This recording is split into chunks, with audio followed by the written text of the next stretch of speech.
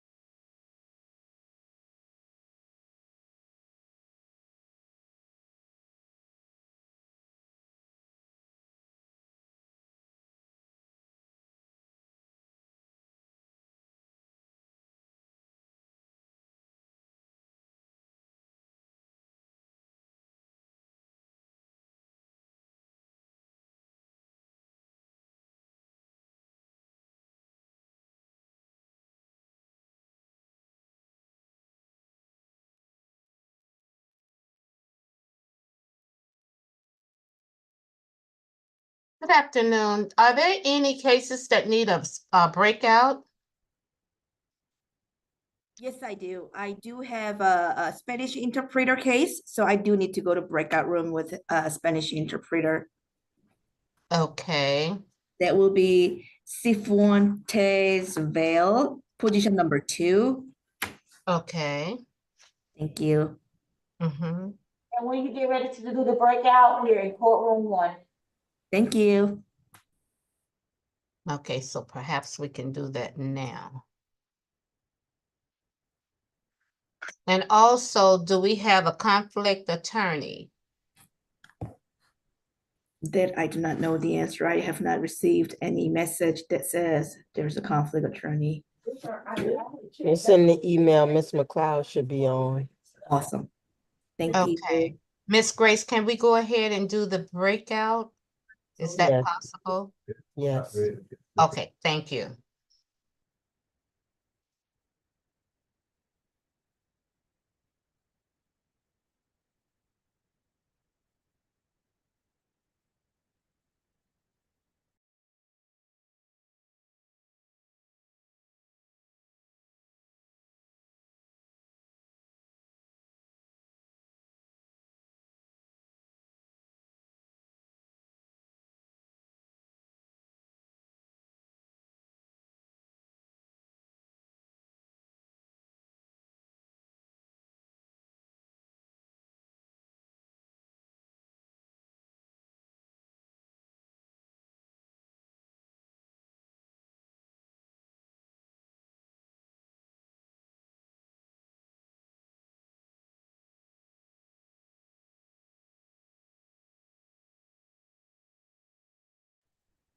Mike?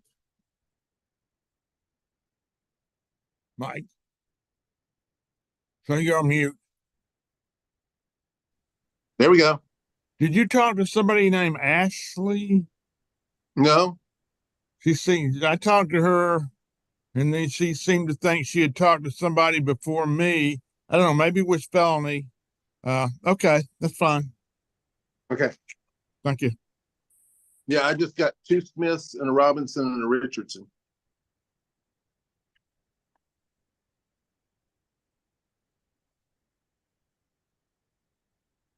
I've got I think 4 people in the conflict as I see it.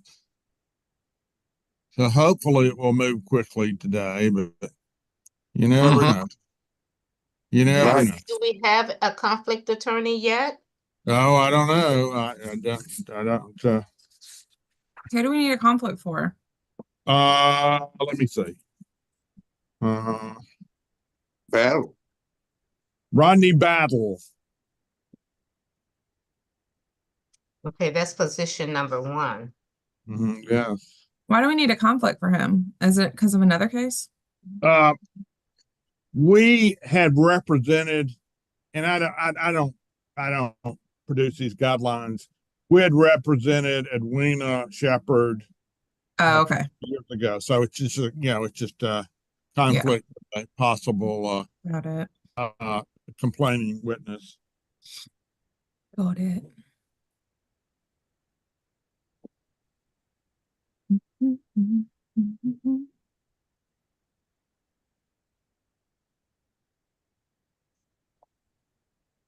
Is it Deciano or Deciano or Daciano or what do you Honestly, Keith, they're all correct. I say DeCiano. no. I wish if they'd been all correct, I'd made a perfect score on the bar exam. So I know, right? all the They're above are all correct. My husband's family, everyone in the family says it differently. I say DeCiano because that's how my husband says it. Is it But Italian? honestly, I'll answer to whatever. You can really just call me Taylor. That's what I prefer. Oh well, no, I like to use last names, I guess, because I'm an old guy. Is it Italian? It is. Okay, good. All right. Thank you. What part of Italy? I have no idea. My husband's adopted and his family, they're immigrants and they don't even know where they're from. I hate to say that, but I just know the descent is Italian. That's all I know. I just want to go to the very northern part of Italy sometime and hit Rome for maybe a day. Yes, same.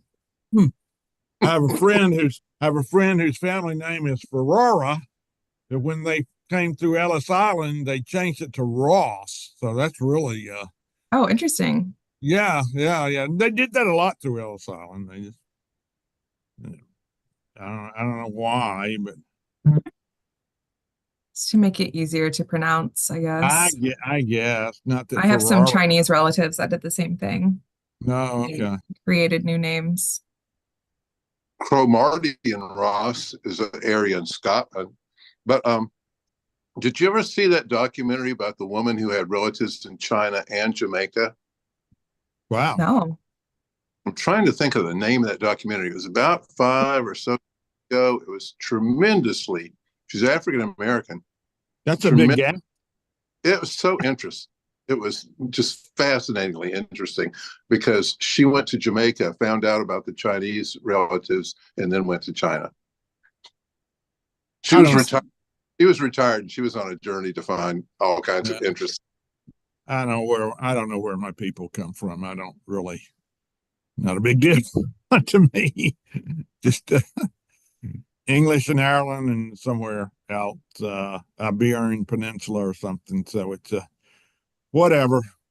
Yeah, you Well, gotta you do know- one of those ancestry things. My husband found a brother he didn't know existed through that. Oh my goodness. Well, he's adopted, so it's not a crazy. Oh well, that's Yeah, different. It's Yeah. not that crazy, but If I it was found a crazy to brother- us. If I found a brother, my mother would be really upset. You know, in up until 600 AD, every Scot was in Ireland. No, yeah. That's They weren't there yet. no, I know. Well, I don't go back that far. The Cooks just came from they came into Atlanta from Canada in 1882, and that's about all I know about my background. So he was a veterinarian who came to Atlanta on behest of the governor. So he drove around the state telling farmers with the diseased animals they had to sometimes destroy all their other animals. So he wasn't very popular, which kind of no. that's a trend for me, I guess. No, that's tough work because it did happen. They just said, well, you have to kill all your animals. So, but long time ago. So I'm going to send you a link, Keith, about it's a interview with a guy named Neil Herring, and he's talking about somebody in his family who was involved in trying to keep a certain disease very clumsily. It was a Georgia law, had something to do with something was going on in Florida, and on the Florida border, it had to do with cattle. Yeah. So, well, no, I mean, I get it. If there's a disease that is can be transferred easily, it can wipe out a state's livestock. That's if you've ever seen the old movie HUD with Paul Newman, that was part of that story. So. Mm-hmm.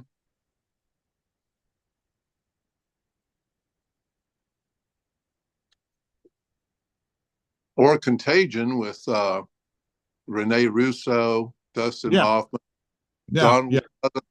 Oh my gosh, it's had so many people in it. Oh yeah, a bunch of people. Morgan Freeman didn't do all that well at the box office, but it had a whole bunch of people in it. Heck of a plot too. No, it was. It was really strange it didn't do better. So. Operation Clean Sweep. I haven't seen that movie in a long time.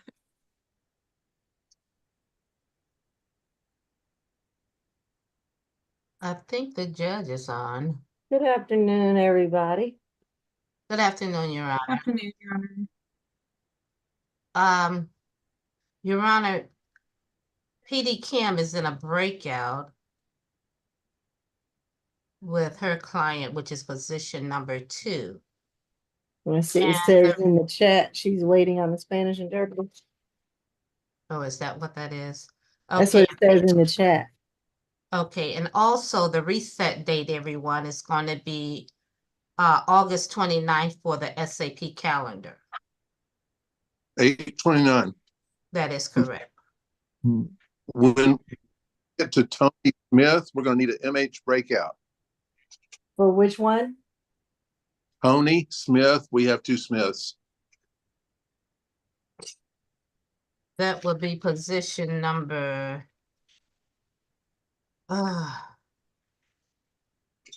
We got, Tony Smith is position number 13. and so 13 needs a breakout. Right. Excuse me, Judge, the interpreter is on. I'm gonna put her in the break room with Miss Kim. Great, thank you. Just as a question, do we have a conflict attorney? Miss I thought McLeod should Cloud be was on. back from vacation. Yeah, she is. Okay, I'll okay. double check, but she's already informed. Thank you. okay, thank you. Great. And Your Honor, an announcement on position 15, Mr. Weston, that case is being upgraded to a kidnapping and transferred to the DA's office. Waiting for a signed order, but I let case manager and the clerk know already. Mm-hmm. Okay.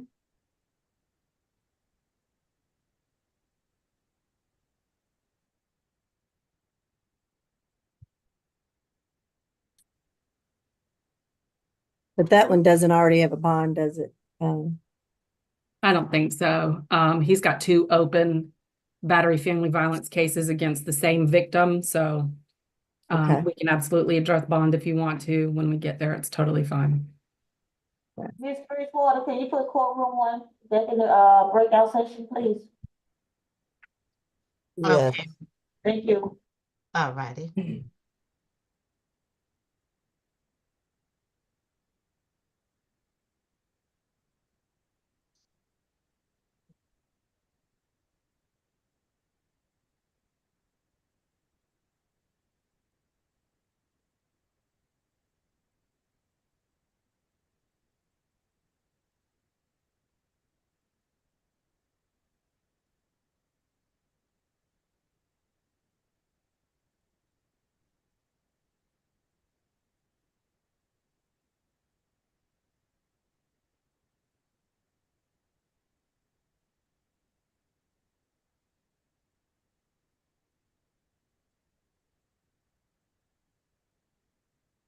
Excuse me, courtroom 1, you're not showing for me to put you in the breakout room.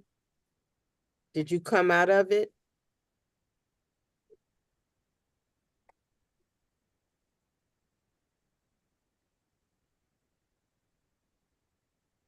Okay.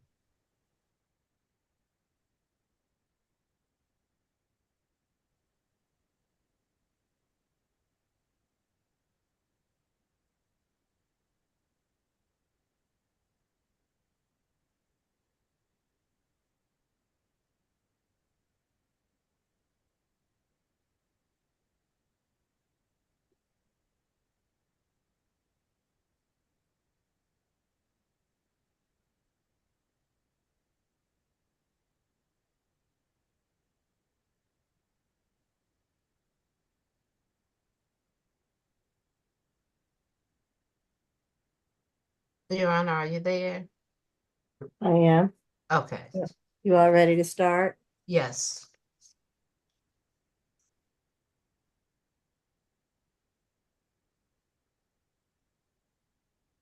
Where did all our PDs go? Well, that's a good question. We're Oh, here. okay. There I'm you go. here. I'm Okay, here. great. All right, good afternoon, ladies and gentlemen. We're going to start our Fulton County State Court Expedited Accusations calendar.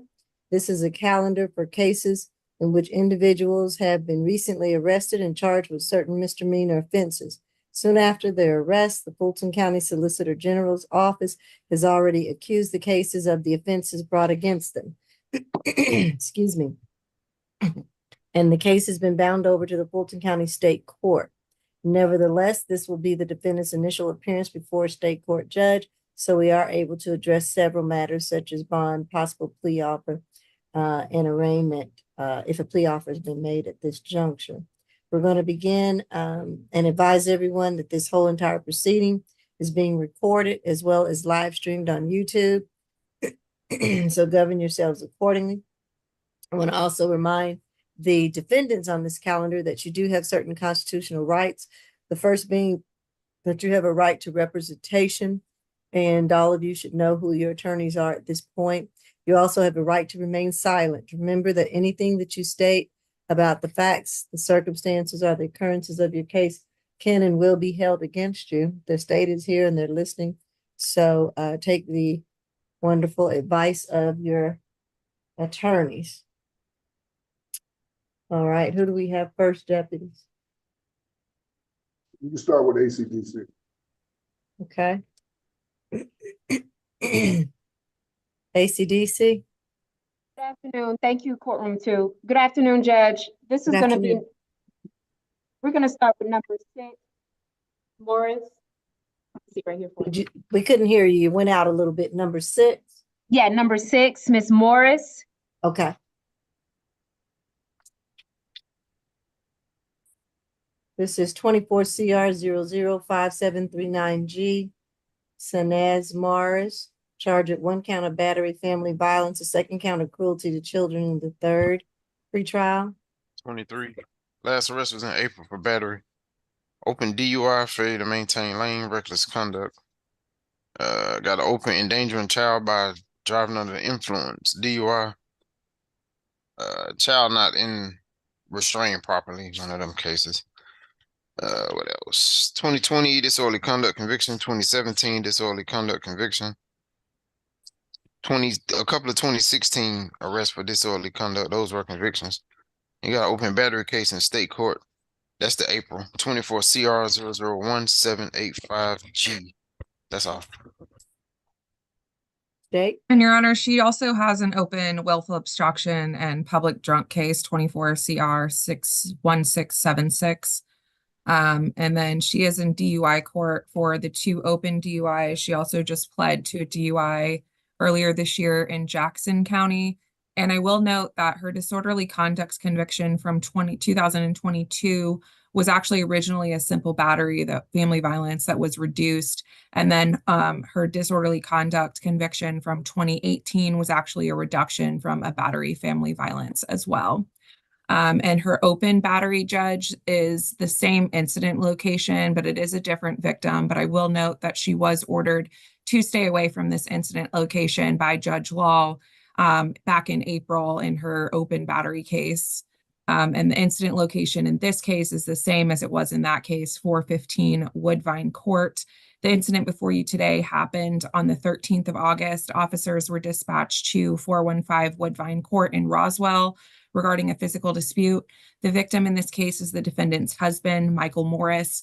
He stated that he was on the back porch with his wife and they were arguing about his wife's legal problems. She got upset with him because she felt like he was against her in her legal battles. And while he was seated, she approached him and punched him in the face several times. Now, that happened outside in the view of a large bay window, and their child, initial ZM, was watching outside that window. And of course, when she saw her mom strike her father, she got very, very upset. And so Dad went inside to comfort the child and call the police. The officer observed that the victim had a split lip that was open and swollen. His gums were bleeding. His front teeth also appeared to be separated from his gum line. The officer made contact with him initially, and he states they were in the argument and she punched him. Then they made contact with the defendant. She was talking about how her husband abused her years ago and was trying to show them the officer's evidence of that. However, she was so intoxicated, she could not unlock her phone properly. She did finally get her phone unlocked. And then when she did not realize that she was holding her phone upside down. That's how intoxicated she was. But despite all of that, she told the officers that she hadn't had anything to drink. And then when they pressed her on that, she did later admit, she did apologize and say that she does have a drinking problem. Your Honor, I believe she is receiving treatment for a lot of the drinking issues in DUI court. I believe this arrest may possibly affect her placement in DUI court. But anyway, she's got several open cases. And like I said, she's in violation of her bond from her open battery. The bond from her open battery, Your Honor, was a $2,500 surety bond. In this case, I'm asking for a $3,500 surety bond, $2,500 on the battery family violence, $1,000 surety bond on the cruelty to children, no further contact with Mr. Morris, another stay away from that incident location, no weapons, drugs, or alcohol while out on bond, and if the court can sound for Mr. Morris. All right, Mr. Michael Morris. Nope. Go ahead. Is this your case, Mr. McLean? No, this is me, Your Honor. Oh, I'm sorry. PD Cook. No, Yes. that's fine. Your Honor, my client obviously has a alcohol problem. She's in DUI court. She is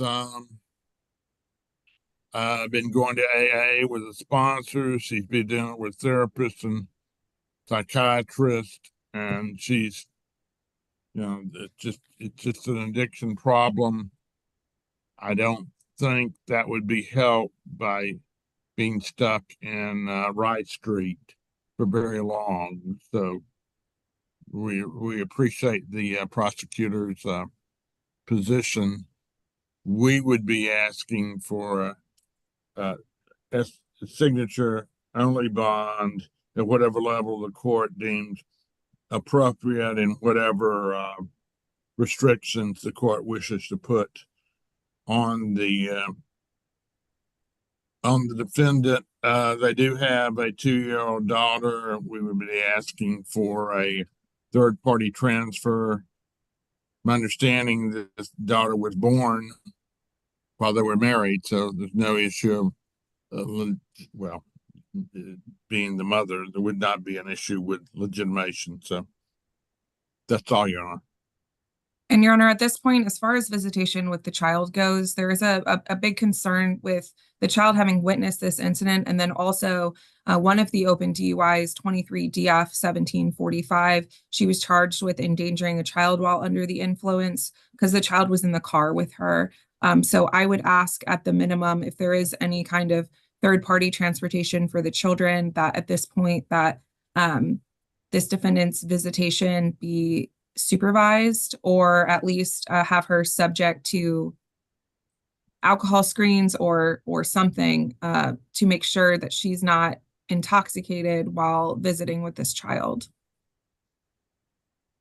Your Honor, we have no objection to those conditions. Okay.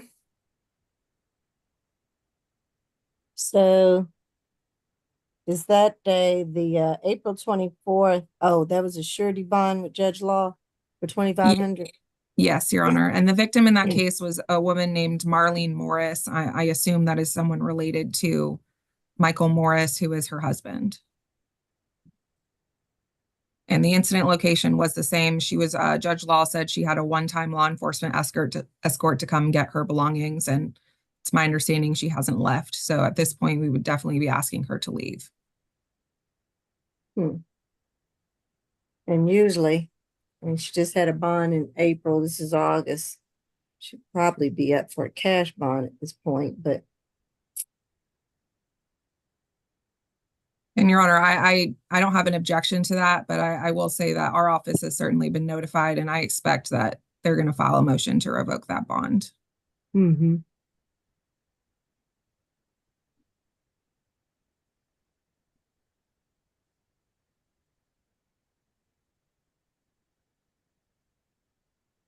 All right, I am going to order a $4,000 surety bond, $3,000 on the battery, family violence, $1,000 on the cruelty.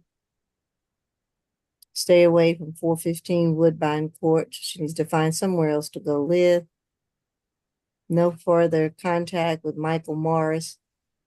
No further contact with the child ZM. I'm not going to give a ruling on visitation. I'm not going to order that it be done because it shouldn't. That's a victim in the case. So she doesn't need to see her 2-year-old right now while she's on bond till there can be some things in place that will make sure the child is safe. So she's got to have no further contact with the child right now. No drugs, no unprescribed medication, no alcohol, no weapons or guns while on bond, I heard she was going to AA meetings. She needs to continue going to those. How many ever times a week, 2 or 3 times a week.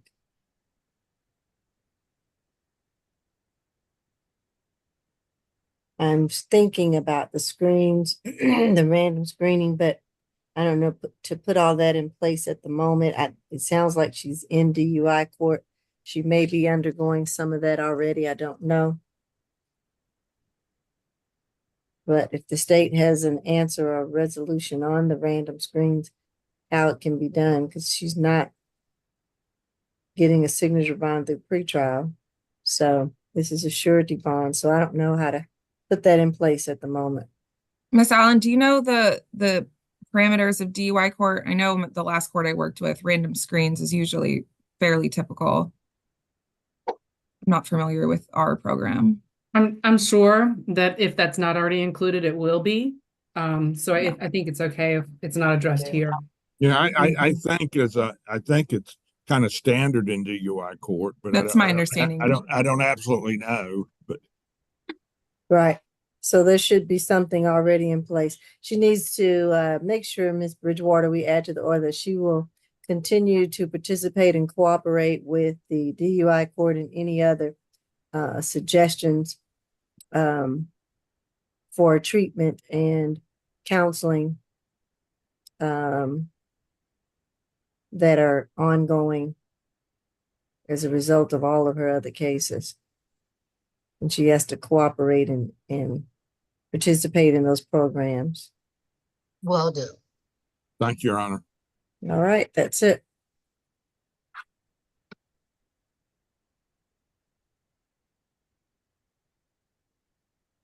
Go ahead, ACDC, you can finish up. Oh, okay. Thank you, Gopi. Number 14, Washington.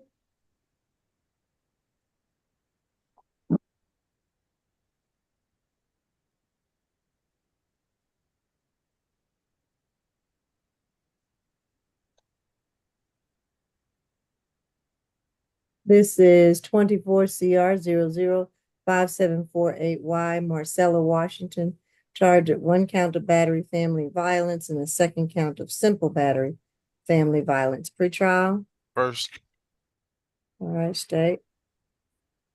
That's my information as well, Your Honor. This is an incident that occurred on the 14th of August at about 1 a.m. in the morning. This was at 3390 Fairburn Road, Southwest. Police responded and spoke to the victim in this case. His name is Albin Blunt Alcantara, and I believe he is on the Zoom. Mr. Blunt Alcantara is 30. He made a police report stating that he and the defendant lived together. She's 18, I believe. During an argument, he asked her to leave and she attacked him. He reported that she followed him inside while they were arguing and began striking him in his face and body. And then she left the location, going to her sister's apartment in Building M. The victim showed police video footage of him holding his phone as he entered the apartment, with the defendant following him as they argued, and then audio could be heard of a physical altercation happening. The defendant was spoken with, and she admitted pushing Mr. Blunt Alcantara, and that they started fighting. Ms. Washington was seen not to have any injuries. However, the victim in this case had scratches on his face and on his hand, and he complained of pain on his body as a result of being struck multiple times. We have spoken with the victim in this case. He says that there has been prior violence, but that I don't believe the police have been called previously. Your Honor, we'd be asking for a $2,000 SOB through pretrial based on the fact that this young lady has no criminal history, but we'd also ask for absolutely no contact with the victim and to stay away from the location at 3390 Fairburn Road. Again, his name is Albin, A-L-B-I-N. Last name is Blunt, B-L-U-N-T - Alcantara, A-L-C-A-N-T-A-R-A. No drugs, alcohol, or weapons while on bond. Thank you. Mr. Alcantara, are you on the Zoom? Al, and I see a blunt there. Yes, Do you I'm wish here. do you wish to address the court, yes or no? Yes, ma'am. If you do, I have to see your face, get your camera Okay. on. Okay, 1 minute. 1 minute. Camera.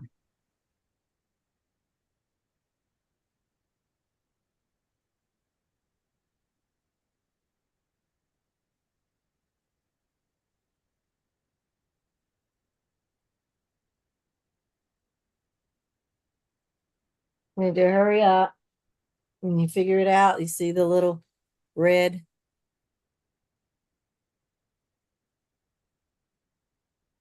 Sorry, it had kicked me out of the Zoom. Are you in the hospital? Yes, ma'am. Are you up to doing this? Yes, ma'am. All right. Raise your right hand for me. Do you affirm that the testimony that you're about to give is the truth and nothing but the truth under the penalty of perjury? Yes. All right. And you are the roommate to the defendant, Miss Washington, Yes, I'm the boyfriend. her boyfriend? All right. Are you in fear of Miss Washington? No, I'm not, Your Honor. Do you want to have any further contact with her? No, I do not. Okay. But, Your Honor, I'm sorry to cut you off, but can I make one thing clear to the court? Yes. The lady earlier mentioned that I had told her that there was previous violence. And I had not mentioned that there was previous violence. I told her that we always argue, but there's never been a physical violent altercation until the night of the incident. All right. And if it's possible, I would like to say I don't want to pursue it with any type of charges or anything. I kind of feel like, her being in trouble or arrested tonight is kind of enough. So if it's okay, I don't think that she will be in, repeating or doing that again. I understand that we was both a little emotional, and I honestly don't want her to be in trouble because of this incident. Kind of too late for that. The police have been called and there's been an arrest. So we have to follow this process through at this point.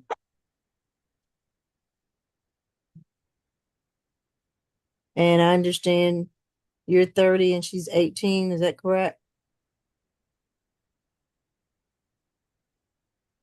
Did you hear me?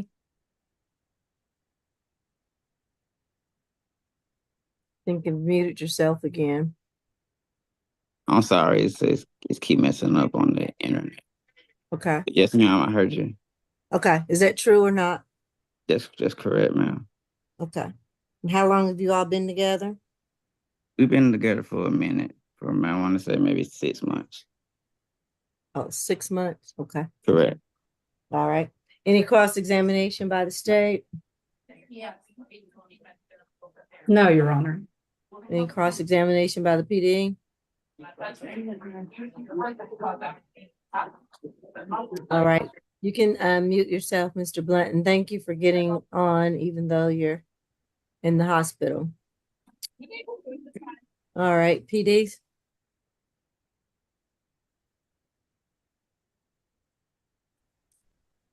Hello. Mike, is this you? No. It's not me. Is Miss Kim online? Yes, there she goes. Okay. I was at a breakout room, sorry. Okay. Who is this? This is number 14, Ms. Washington. Oh, yes, she's my client.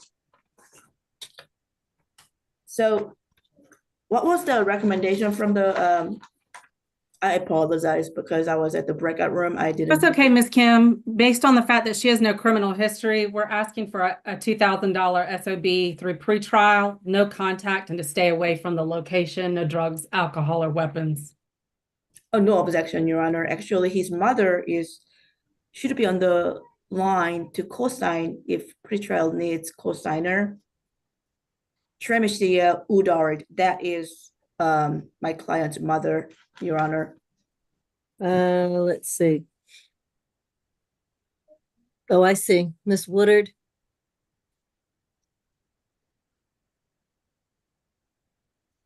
Unmute yourself, please.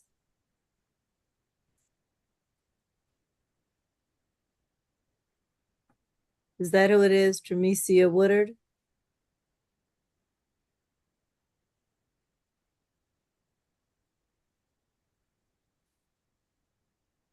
Do you know how to unmute your screen? There you go. It's unmuted. Okay. I'm here. You're the mother for Miss Washington, your mother? Yes, I am. You're willing to co-sign for her? Yes, I am. Your name is spelled correct there on the screen, Tremisia Woodard? Tremisia Woodard. Okay. And has she graduated from high school yet? Yes, she has. When was that? May 22nd. Of this year, correct? Yes. Your Honor, for the record, she was defending herself. Mr. came to her work and with a pocket knife to hurt her. She was really, really scared. So we would like to put that on the record that this is self-defense. And she was the one who called the police. All right. I'm going to order the $2,000 signature bond through pretrial. That's $1,000 on each of the charges. I'm going to order her to stay away from 3390 Fairburn Road Southwest. She needs to go back home or find somewhere else to live. No further contact with Mr. Alvin Blunt Alcantara right now while on bond. No further contact. No phone calls, no messages. No messages or contact through third parties. And you all need to take a break for a second, Ms. Washington. This just happened less than 24 hours ago. We need to make sure that things have cooled down and that you're going to be safe. All right? What level, Your Honor? Level 2. Thank you. I'm seeing quite a bit of attitude here, so You doing cosigner? yes. What's the name? It's on there. Tremisia Woodard. You see her on the screen? Yeah. Okay. Okay. Right, That's the mother? her, right. That's her mother. Okay. So I'm also going to say no unprescribed drugs, unprescribed medication, drugs, weapons, or guns while on bond. I want her to take a 2-week anger awareness course through pretrial. You'll have to report in twice a month.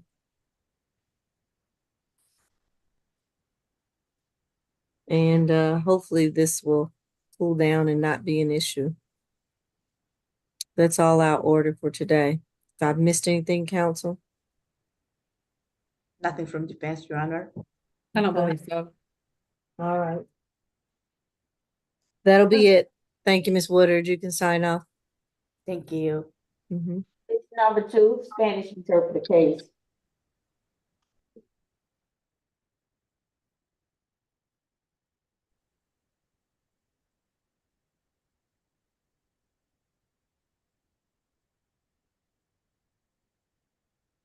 Is 2 supposed to be in a breakout as well, or just it was in a We've already breakout? done the breakout. I'm sorry? We just came from the breakout. We've been in the breakout. Oh, but it doesn't need to be in a breakout any longer. Okay. Hello? Is this yours, Miss Kim? I'm sorry. Yes, this is my Okay, case. thank you. Thank you. Ms. Richardson, can you mute yourself? Which case are you here for? You speaking to me, Your Honor? Oh, yeah, well, it says Sonia Richardson, yes. Which case are you here for? Good morning, everybody. I'm here for my daughter. I was called, someone called me about my daughter. She's there. What's her name? Her name is Jashay Richardson. Okay, so just wait till we get to that case. Put yourself on mute, please. Okay, thank you. Thank you. All right, this is 24 CR 005736B. This is Roberto Safuentes Vale. Es el And caso del 20CR005736B y este es Roberto Cifuentes, ¿vale? And I guess I forgot to do this, Madam Interpreter, raise your right hand. I'll swear you in real quick. Do you affirm that you will translate from English to Spanish, Spanish to English, the proceedings before you today in an unbiased and fair manner to the best of your abilities with no extra embellishment? I do. All right, thank you. All right, and he's being charged with 1 count of battery family violence. Se le acusa de un cargo de agresión contra un familiar. Pre-trial. Conferencia antes del juicio. Fifth arrest, last arrest was in April. Criminal damage to property, 2nd degree, and stalking. 24 Okay, PI. Hace 5 arrestos que fue en abril la última vez por daño a propiedad y por estar persiguiendo a alguien. Case number 24 PI 002936. And Que es el caso 24 PR 3926. 2021 illegal alien arrest. Y el 2021 de que fue arrestado por hacer ilegal. Okay. Can someone mute Mr. Richardson, please? Getting a lot of feedback. He's okay. All right, go ahead. Your Honor, this incident took place on August 14th, 2024. Officers responded to a domestic dispute at 13254 Marywood Drive. What? Stop there. Marywood Drive. Que esa es una disputa que ocurrió el 14 de agosto y fue en el 132-54 Marywood Drive. Upon arrival, they made contact with the defendant, who told the police that his girlfriend cheated on him and he wanted her out of his house. De que tuvo contacto con el acusado y que su novia estaba molestándolo a él y que la quería fuera de su casa. The victim in this case is Gina Ungaro. She stated that her boyfriend accused her of cheating and demanded that she leave. De que su novia es Gina Ungaro, que él lo estaba acusando de que le estaba poniendo los cuernos o le estaba siendo infiel y que quería que se fuera. She started to gather her belongings when the defendant got upset and started striking her repeatedly on her face with a closed fist and grabbed both of her arms so hard that he caused bruising. Y que ella estaba tratando de agarrar sus cosas para irse, entonces que él se enojó y la agarró de los brazos y le causó moretones.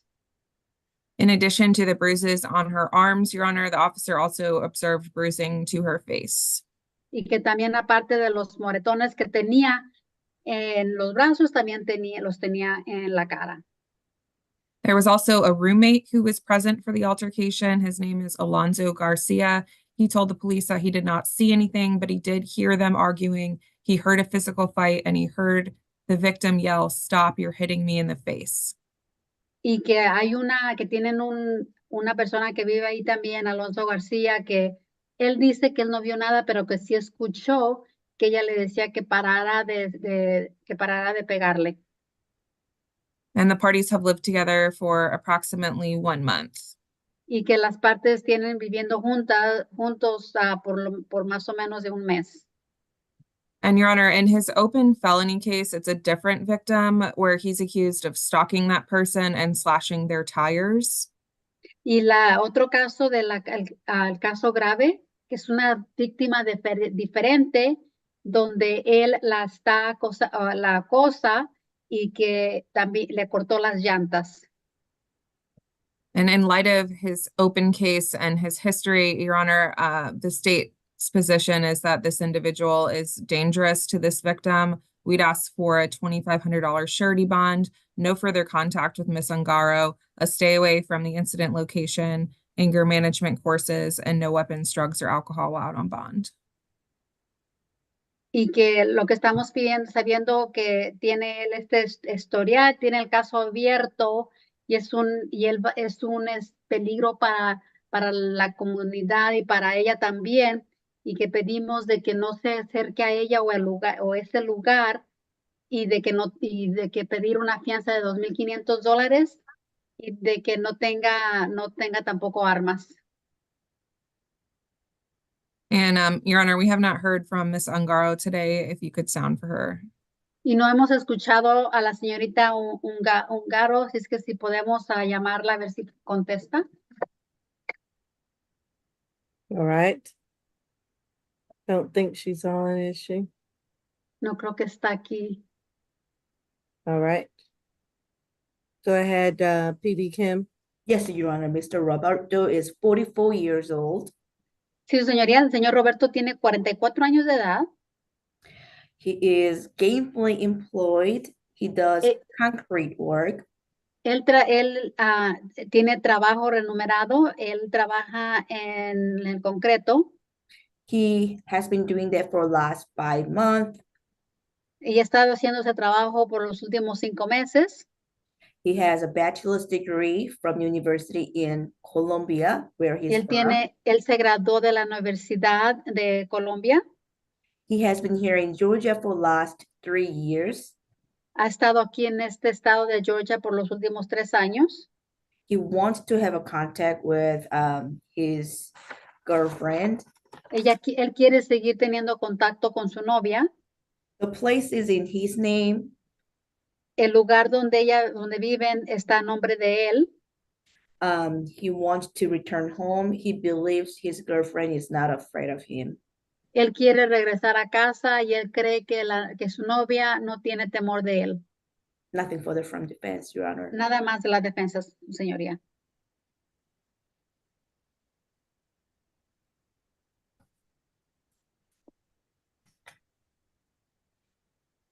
All right, I'm going to order the $2,500 surety bond.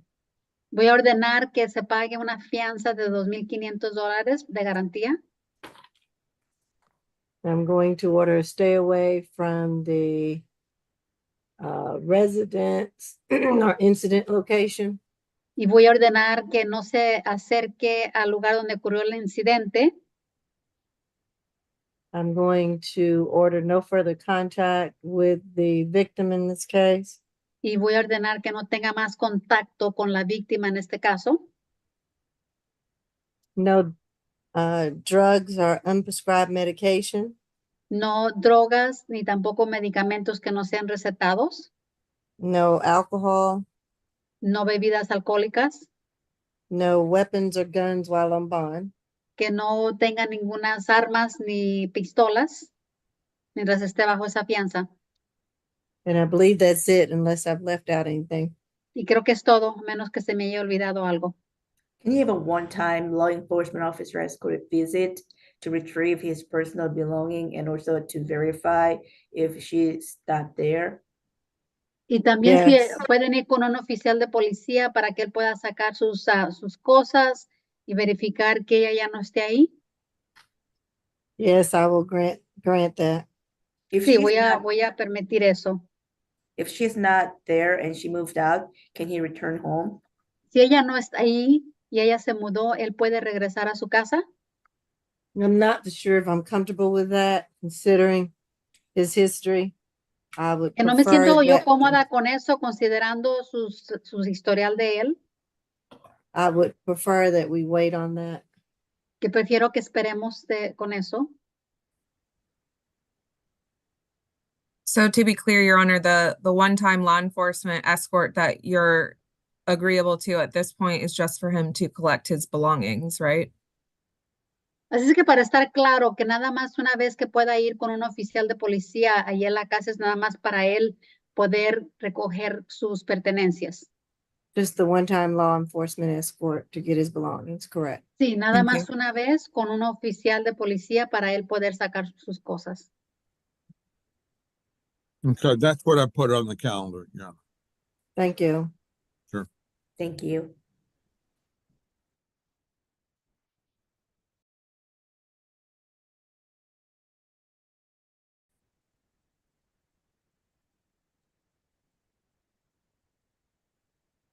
ACDC, you got one more?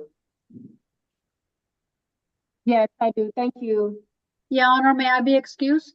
Or Yes, can you sound, make sure no one else needs your services, please? alguien más que necesite un intérprete en español? Nope, think we're good. Thank you, Your All right, Honor. thank you, appreciate it. Bye-bye. This is going to be on an add-on. Number 1, Presley.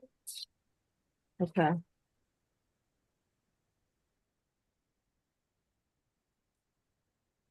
Ashley Presley, 24 CR 005750C, charged with 1 count of cruelty to children and 3rd and battery family violence. Pretrial.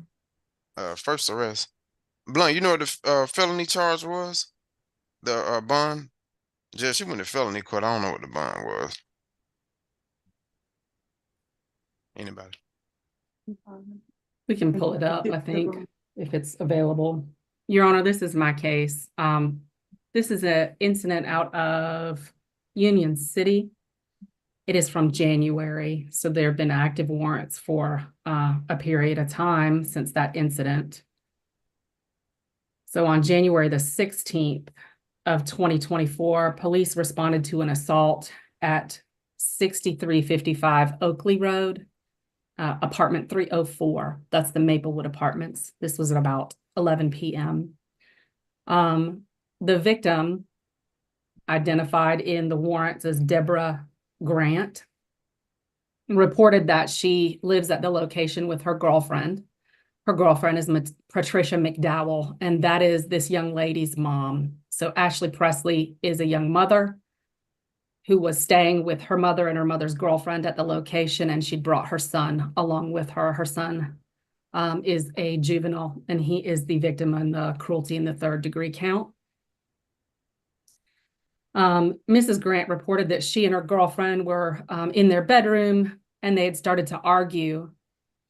Mrs. Grant reported that Miss McDowell, her girlfriend, bit her on the ear, and their physical altercation got louder, at which point Mrs. Presley came into the bedroom and engaged in the physical altercation as well.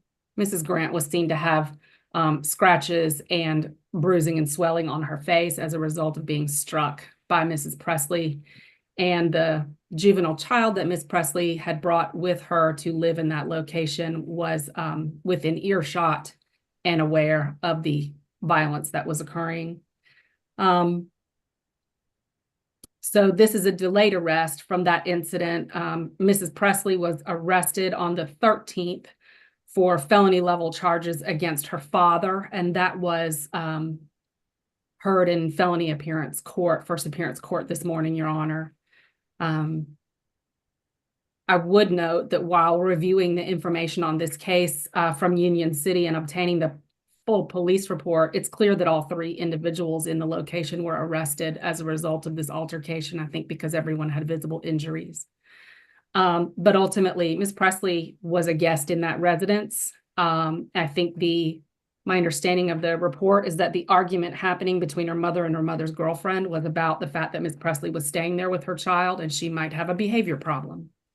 So we'd be asking for a $2,000 surety bond, Your Honor, no contact with the co-defendants in this case. Her mother has already been arrested, or no, I think there's still warrants out for her mom. No contact with her mother, Patricia McDowell, no contact with the victim, Deborah Grant. Stay away from the location. Again, that's 6355 Oakley Road, apartment 304, and no drugs, alcohol, or weapons while on bond. We haven't been able to get in contact with anyone else on this case. And, you know, we're open to argument and information about contact with her mother. Thank you. Mhm.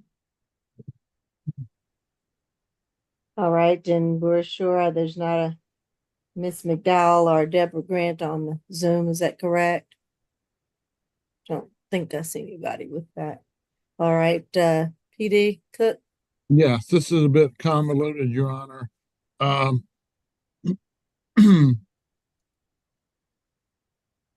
Given the charge, we're not sure about what's going on with her dad down the road, but given the charge in front of us, we will be seeking a signature bond at whatever level the court deems appropriate, and no further violent contact. And that would be it, Your Honor. Thank you.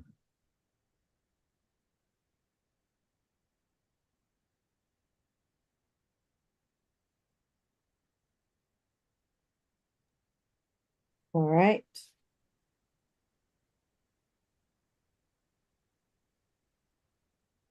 I'm going to order the $2,000 surety bond, 1,000 on each charge.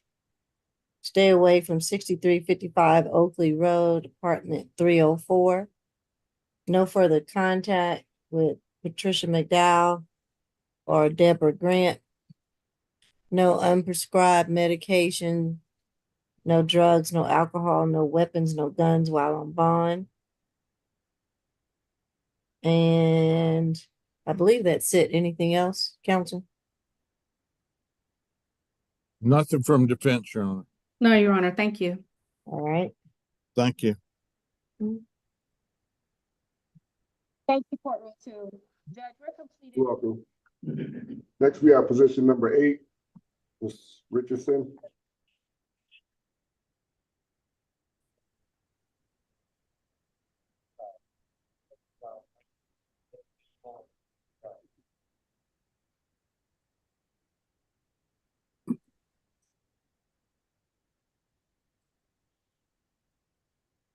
Your Honor, Yes. this is Miss Richardson's mom's very first time on Zoom, so we appreciate your patience with her. Okay, I think that's Mr. Richardson. Oh. 24 CR 005742E. Is it J.C. Richardson? Charge of 1 count of terroristic threats and acts. Pretrial.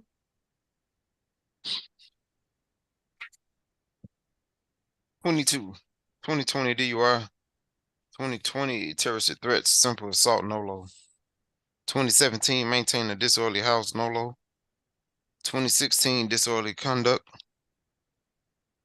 obstruction, NOLO. 2010 burglary, criminal damage to property conviction.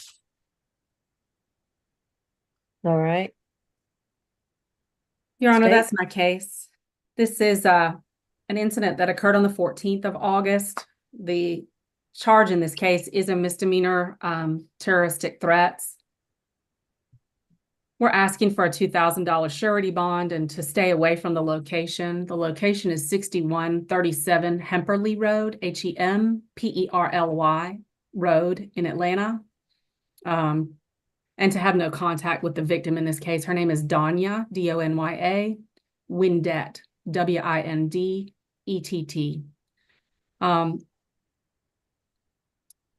Police were called to the location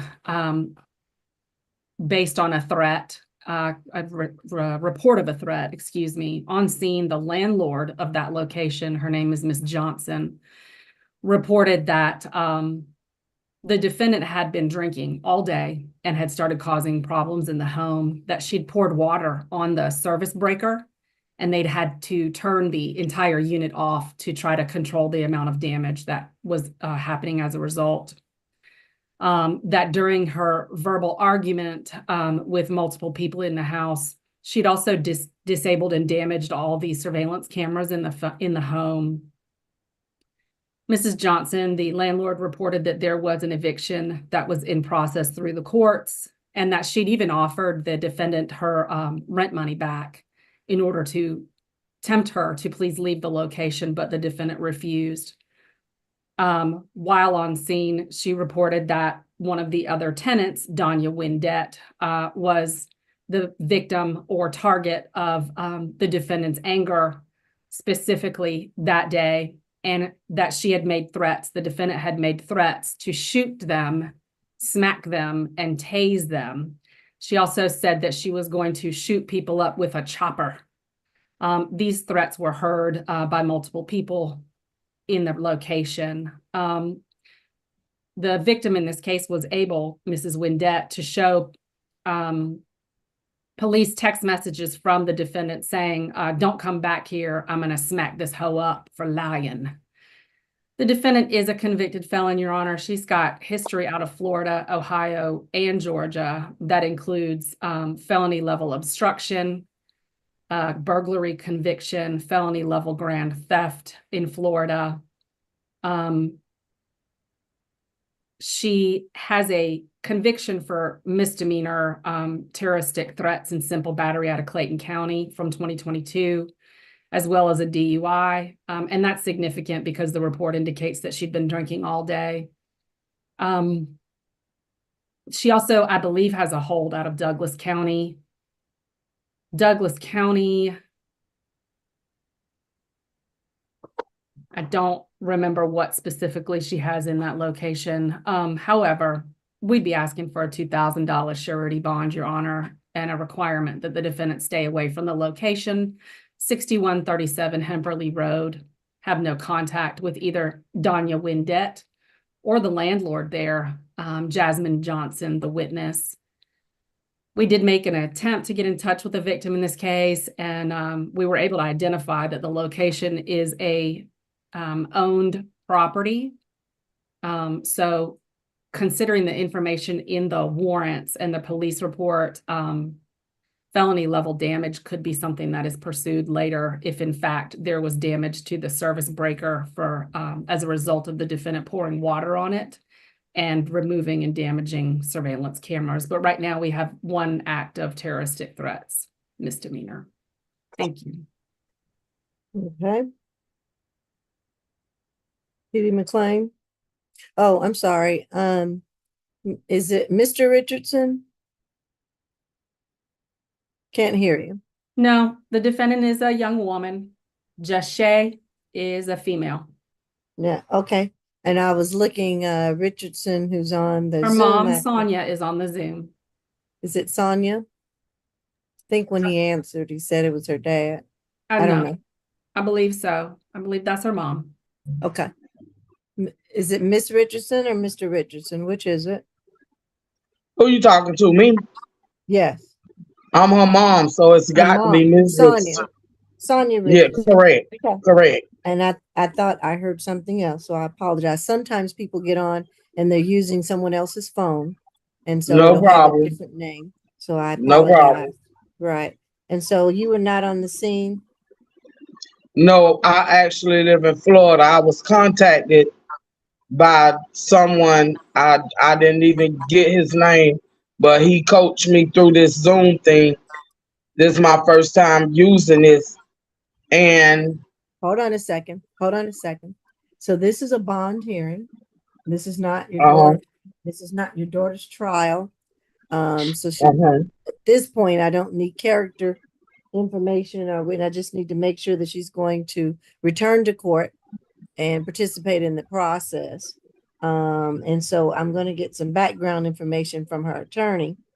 And then I may or may not need to hear from you today, because this has to do with the fact of where she's going to be staying and living, and whether she's going to, in my opinion, be able to come back to court on if I let her out on bond or not.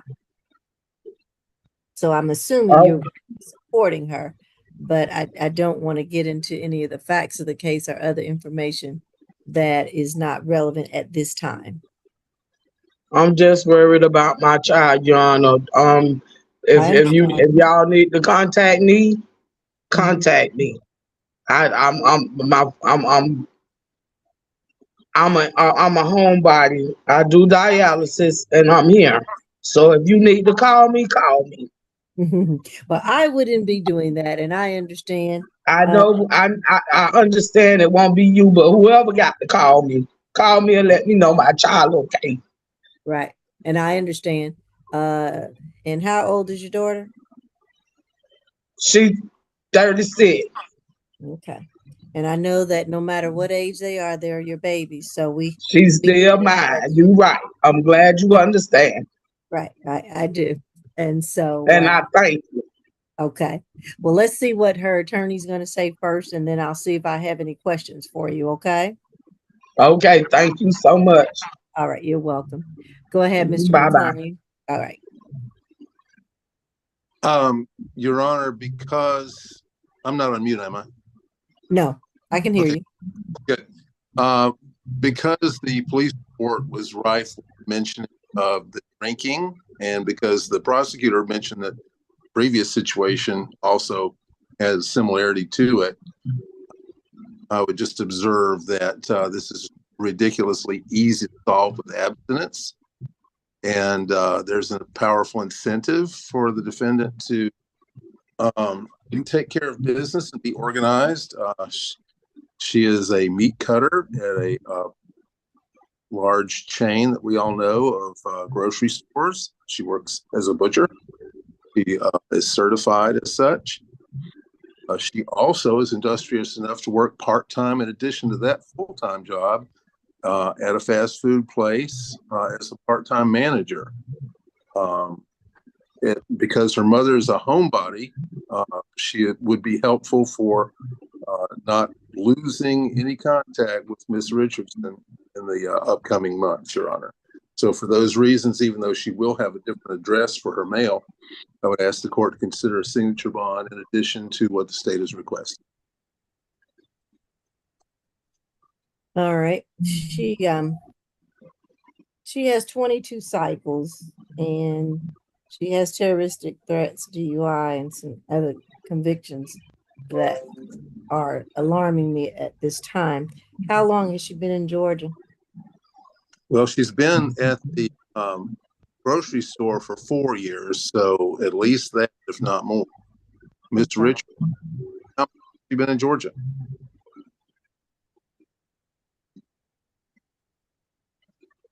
Oh, she's on mute there. The majority of her criminal history is out of Georgia, Your Honor. So that would go all the way back to what, 2010? 2016. 2016. Okay. We'll say she's got a felony level indictment for assault and weapons out of Ohio from 2015. And between 2008 and 2014, she has Florida history. Okay. All right. So due to that, I will go with the state's recommendation of the $2,000 surety bond. We're going to order that she stay away from the incident location, that she have no further contact with the victim. Is it Danya Windet? Yes, Your Honor. And no further contact with her. Do not contact her, Ms. Richardson, in any shape, form, or fashion. No emails, no phone calls, no contacting by other third parties. You just stay 200 yards away from her, which is 2 football fields. So if you go somewhere and you see her, you need to go the other way so that you aren't rearrested for violating this bond order. No drugs, no unprescribed medication, no weapons, no guns or alcohol while on bond. And I guess that's it for the moment. Your Honor, what was that bond amount? I'm sorry. 2,000 surety. Thank you.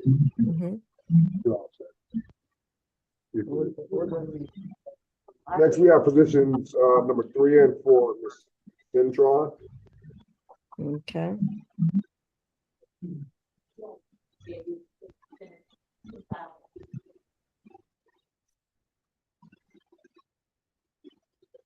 Your Honor. Yes. This is Jashay's mom. Again, I just wanted to know, what is a 2,000 bond certificate? Third How- time. Yes, Mr. McLean, do you have Miss Richardson's phone number? I do. I'll call you after court and explain it. He's gonna call you after court to explain that to you. Again, thank you, and you all have a good day. You too, thank you. Bye-bye. Okay. We're on 3 and 4. 24 CR 005737J. Alexandra. It looks like Clatron Roulier, charged with 1 count of criminal trespass on the first case. The second case, 24 CR 005738J, 1 count of criminal trespass and a second count of criminal trespass and damage to property. Looks like one's on 8-1 and one's on 8-2. All right. Those are cases pre-trial. 9th arrest. Went to felony earlier as well. 2023 probation. 2022 trespass, damage to property that was dismissed, and another 2022 arrest for trespass. That's it. All right. Your Honor, I'm showing that she has 2 prior convictions for criminal trespass for at the Roswell Creek Apartments, which is different from the apartments in this case, and that the felony she was arrested for is identity fraud, theft by receiving stolen property, theft by shoplifting, and drug-related objects and giving false information. That case, I believe, is what she went to felony for this morning. Your Honor, I'll start with position 3. That incident happened on August 1st. Officers responded to the Eagles Crest Village Apartments at 555 Mansell Road, apartment 603, unit 20, in reference to a trespass. The leasing agent called the police because there were 2 squatters in the vacant apartment. The leasing agent entered. She said that the 2 used an open window to gain access to the unit. She walked in and found the parties naked, and they fled the scene.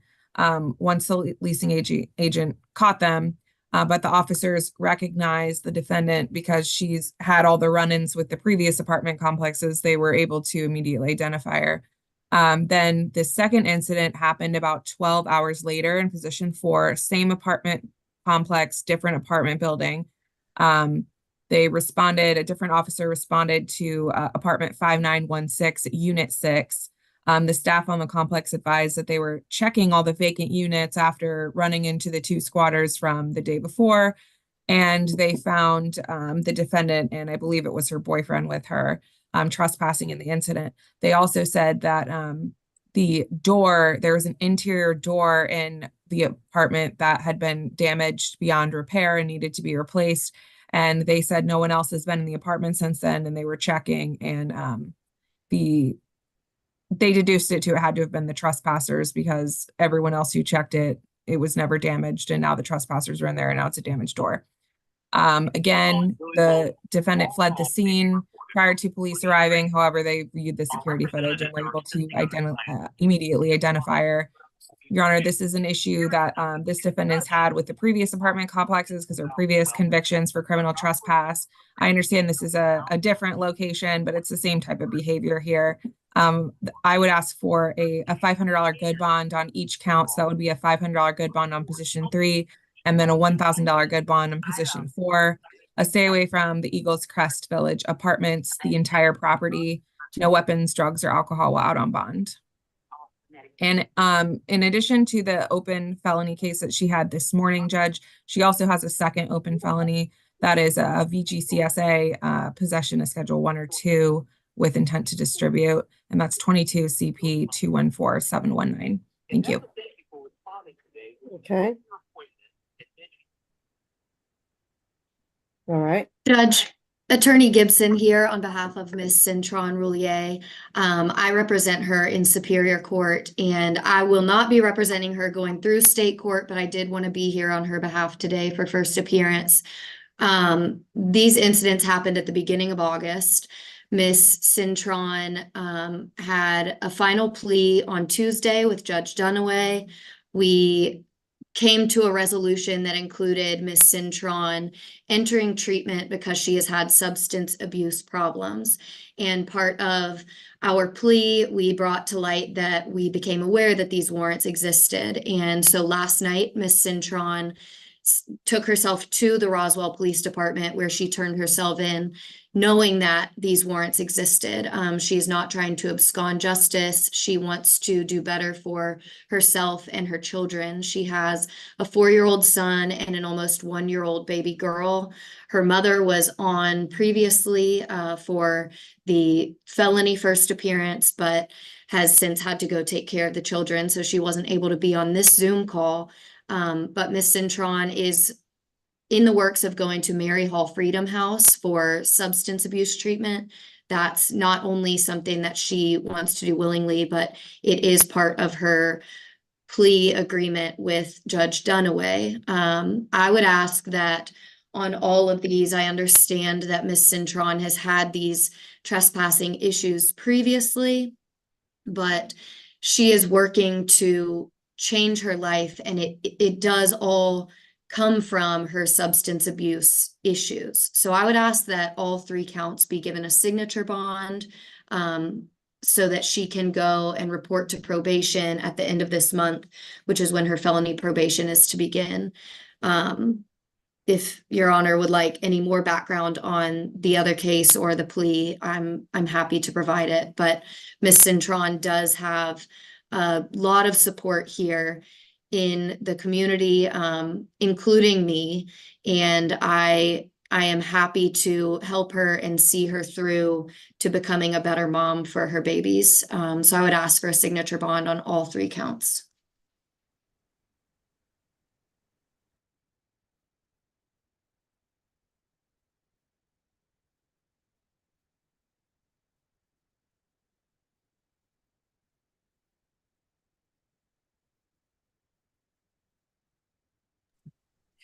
All right, and when will she be reporting to the Mary Hall Freedom House? We don't have a report date as there was no time frame given from Judge Dunaway. Her plea agreement just said that she reports to probation August 27th, and upon reporting to probation, she will go through a drug evaluation. After that evaluation comes back, she has to follow the treatment plan, which will include Mary Hall Freedom. So there's no set date as of now, but it will be within the next 60 days. That's a long period of time. I'm concerned about giving her a signature bond so that she will be out on the street with these kind of unsupervised situation for 60 days. And then we may not be able to find her, get her back to get her there. So I'm a little concerned about doing that. Judge, she begins felony probation on August 27th, so she will not be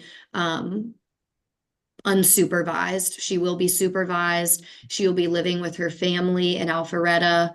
Her dad actually took her to Roswell PD yesterday to turn herself in. She's got a lot of people backing her that will bring her to court, including felony probation that she will be reporting to for the next 5 years, beginning in a week and a half. So I would urge Your Honor to consider a signature bond with those factors. Can I That's ask the state's position. excuse me, can I ask a Yes. question just for clarity? What's the case number on the plea that you're talking about? Is that the incident from June of 2023, possession of methamphetamine in front of Judge Dunaway? Yep, 24 SC 000995. Okay. So she has open probation violations on all 3 of her cases in state court for prior criminal trespass. And she's got a new incident from April 8th of 2024. Is there a bond on that case as well? April 8th is the case we just went to felony first appearance for. She got a $1,500 bond on the 1 felony. Everything else was a misdemeanor. She was granted signature bonds on the misdemeanors. So her felony level charge in that arrest in that Superior Court case is not a SOB? No, it's a Not a big- $1,500 good bond. And at this point, the plea in front of Judge Dunaway contemplates treatment when something is available. So she'd be released to treatment or released to her family. What is the? Released to her family / probation. She will be, her probation date is set, and Judge Dunaway, knowing about these warrants and knowing that she was going to turn herself in, was hopeful that on these misdemeanors, she would be able to get out and report to probation.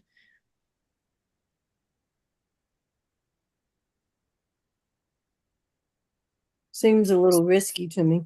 Yeah, And Your Honor, I'll just say this, the warrants from this case, there was suspected narcotic use involved. And I mean, we're talking about incidents that happened 15 days ago. And she had 3 warrants for this case, the second position 3, position 4, and then this other felony that happened in a couple months ago in April, where she was shoplifting and used someone else's ID. And actually that person had to show up to court and say, this isn't me, because that person was charged with all the crimes. And they finally realized, they put all the pieces together and realized that this was actually this defendant here. Normally I would say I am happy that she's getting the treatment that she very much needs. But my concern is with there being paraphernalia and things like that in these apartments, and the police know her so well because of the drug history, and this having happened 14 days ago, 13 days ago, and her being released and then having to willingly report to felony probation in 12 days from now. When you have a substance abuse issue that's as bad as this defendant, it's not as easy as just, okay, I'm not going to use. I would have no objection if she was going straight to this treatment facility, but there is a concern because I appreciate that she turned herself in, but there is a concern that she did have 3 outstanding warrants. She fled the scene from both of these cases, and now has this period of time where she has to wait before going into treatment. And I would just ask that based on her history and her other felonies, I see that she did plea to this possession of meth, but she does have other very serious drug charges that are open. And as Ms. Allen is saying, she's got open probation violations now for her other cases, from her misdemeanor cases. I think a surety bond is appropriate here. And I would ask for $1,500, $500 on position 3 and $1,000 on position 4. Your Honor, this is not my case, but are we looking at position 3 and 4? Yes. Okay, thank you. And Your Honor, I got an email from Ms. Kim right before court asking that this case go into diversion into a program that had absolutely nothing to do with substance abuse. So. Oh, are you speaking of the Mary Hall Freedom House? No, I'm talking about I believe Ms. Kim said it's the Ladders program, right, Ms. Kim? It's like a work program where they train employees to do specialized trades. And it seems like a great program, but this defendant wasn't eligible for it. But my biggest concern with that program was that there was no substance abuse, no therapy for anything like that. And this is clearly, if you look at her history, that's an issue. And so, we told Ms. Kim that this defendant's not eligible, and now there's another attorney here with a completely different story. So again, I think a surety bond's appropriate here.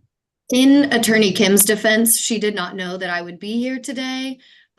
So that is entirely not Attorney Kim's fault. I have been representing Ms. Cintron since fall of 2023 in Superior Court.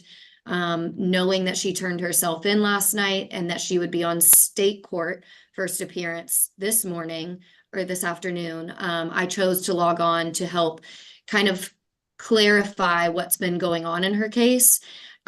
Between the April incidents that we just got bond on in felony court, she has been to Peachford Hospital for not only substance abuse, but mental health. And I understand that there is discussion that there might have been paraphernalia during these criminal trespass incidents. However, she is not charged with that. And the other person that was there I believe would claim that paraphernalia as his.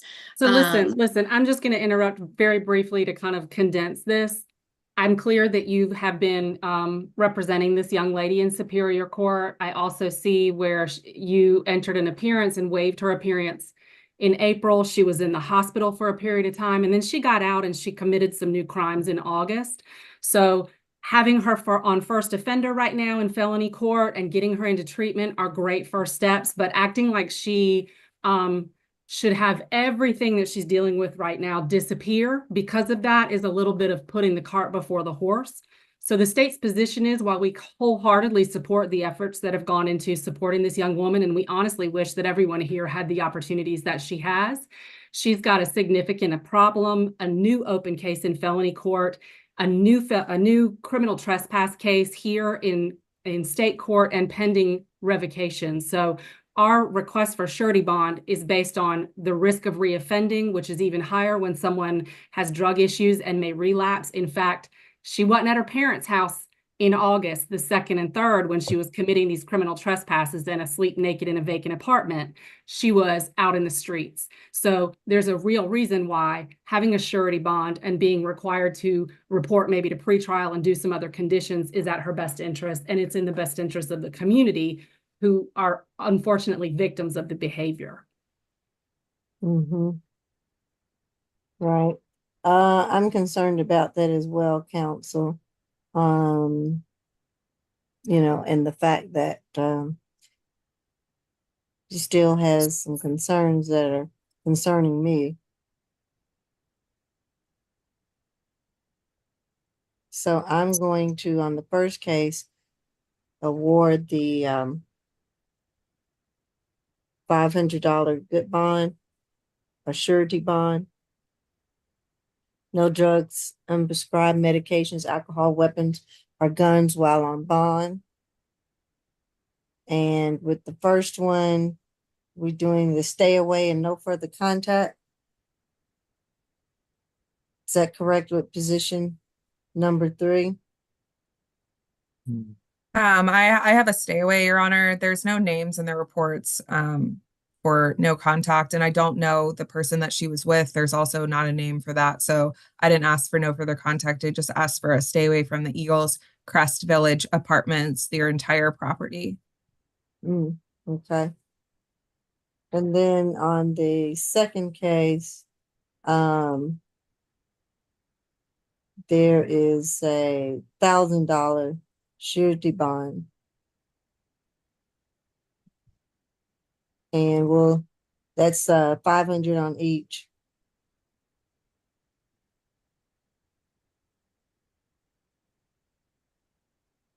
And no drugs, alcohol, weapons, and unprescribed medication as well on that case. And of course, again, these are separate victims, right? So stay away and no further contact. They're separate units, Your Honor, but they're the same the same company, complex. same complex. Right. So she's to stay away from that apartment complex and no further contact with the victims in both cases. And that should do it. Thank you, Judge. That concludes my business. May I be excused? Yes, you may. Thank you, Attorney Gibson. Thank you. Next, we have position number 1, Mr. Battle.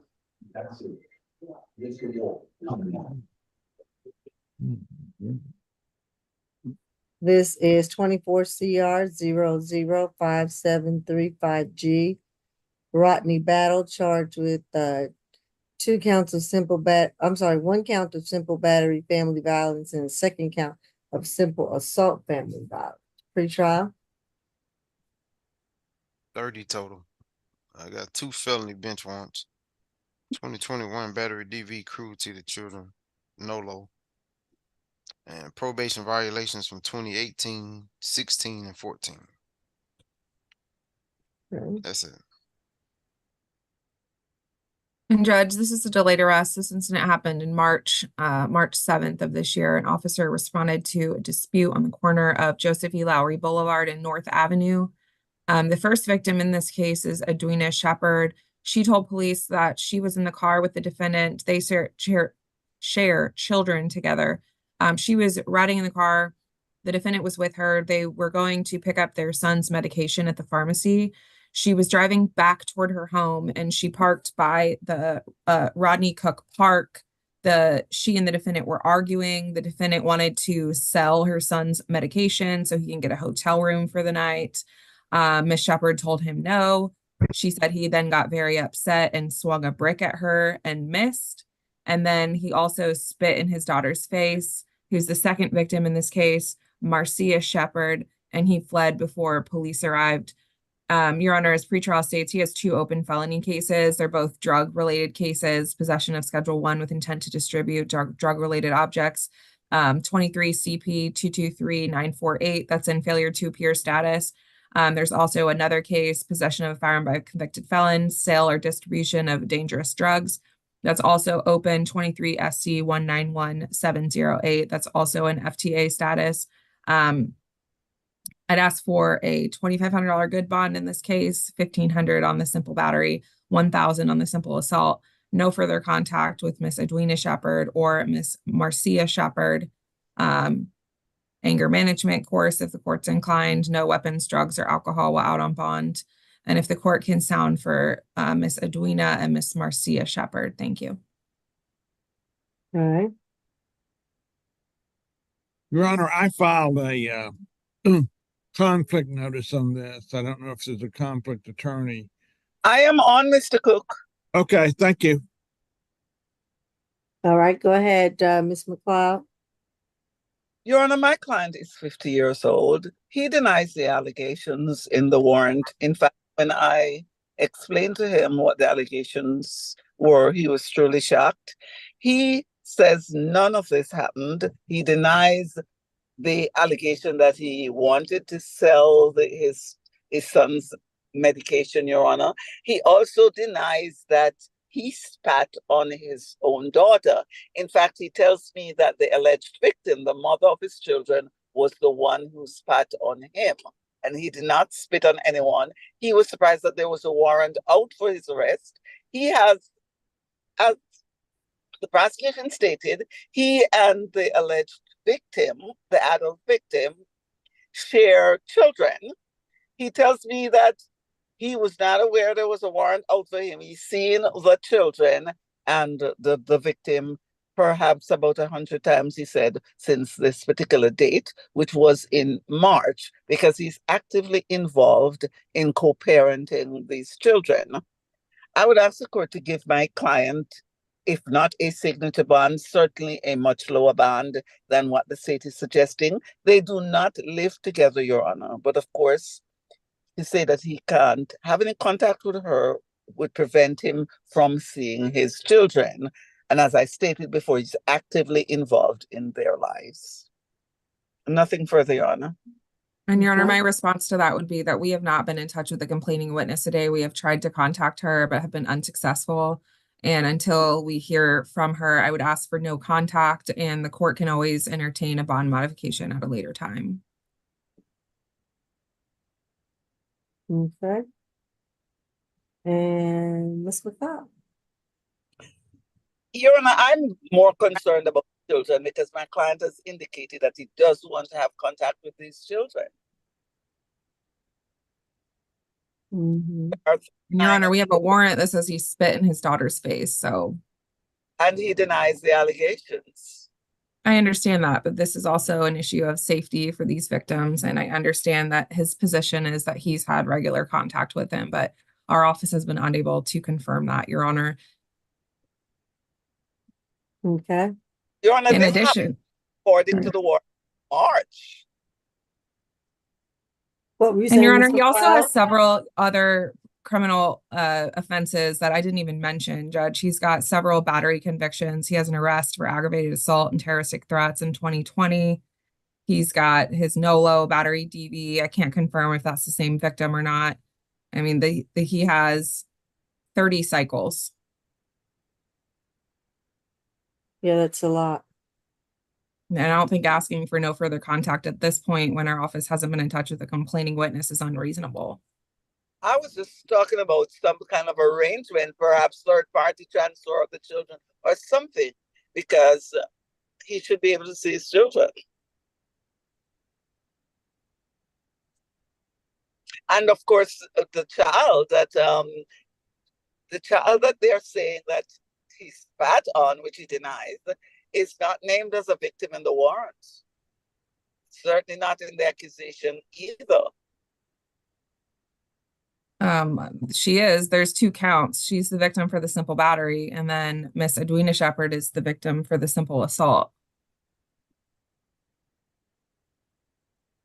Okay. Well, let's do this. I'm gonna go ahead and order the $2,500 surety bond. 1,500 on the simple battery and 1,000 on the simple assault. No drugs, no weapons, no unprescribed drugs, alcohol, or guns while on bond. And what did the state feel? What did you all recommend about the staying away? Or Your Honor, this incident happened at an intersection, so I didn't ask for a stay away because I don't have the address for the victim, but I would ask for no further contact at this point. And of course, the court can entertain a bond modification later if we get in touch with the victim and she confirms there's been no issues since. okay. Anything else? Nothing from further, the state, Your Honor. Honor. All right, thank you. Your Honor, that concludes my business before the court today. May I be excused? Yes, you may. Thank you. You're welcome. Okay. Your attorney will call you later, Mr. Battle. Okay. Your Honor, can I ask you a question? These allegations that's putting against me now are not true. I did not do none of that. Why would she, and then they didn't arrest me or nothing like that. I stood right there with the police. Yep, you can argue that your next hearing, but I'll take care of my children. I'm not weighing out something that simple. There's your history is concerning to me, and we want to make sure that you're going to return to court, okay? Oh yeah, I'll be at court. And then it's a false allegation about the gun too. I ain't never got arrested for no gun. Okay. They'll look into that to make sure they have that correct. Okay. Okay.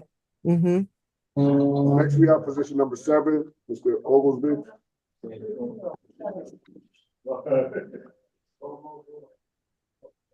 I put up David. This is 24 CR 005740E Artez Oglesby. Charge of 1 count of theft by taking and simple battery. Pre-trial. Fourth arrest, 2015 DUI. Okay. Your Honor, this incident happened November 23rd of last year, 2023. Officers responded to a dispute at 95 8th Street, apartment 1907. The victim in this case, her name is Jaja Stuckey. She states that she and the defendant live in the same complex. They had known each other about a month at the time of this incident, and they were hanging out at her apartment. It was about 11 p.m. at night. They were drinking, talking, hanging out. And then well into the night, about 4 a.m., she tells the defendant she wants to go to bed. She asked him to leave. The defendant then ignored her request and just sat there like he didn't hear her ask him to leave, and poured himself some liquor in one of her glasses and just continued to drink it. And at this point, the victim is at her front door with the door open, continuing to ask this guy to leave her apartment. She told police that she made it very, very clear that she just wanted him to put down her glass and leave. The defendant then got agitated and aggressive and pushed the victim's chest. The push was caught on camera, and then he left her apartment still holding the glass that she gave him to drink out of. She called the police because she wanted her glass back and wanted to report what had happened. And the police even went up. He lives in the upstairs apartment. He went upstairs. The police went upstairs and tried to reason with him and say, hey, she wants her glass back. Can you give her glass back? and he claimed he didn't have it at that point. And they again tried to reason with him, like she just needs her glass back, and he closed the door on them.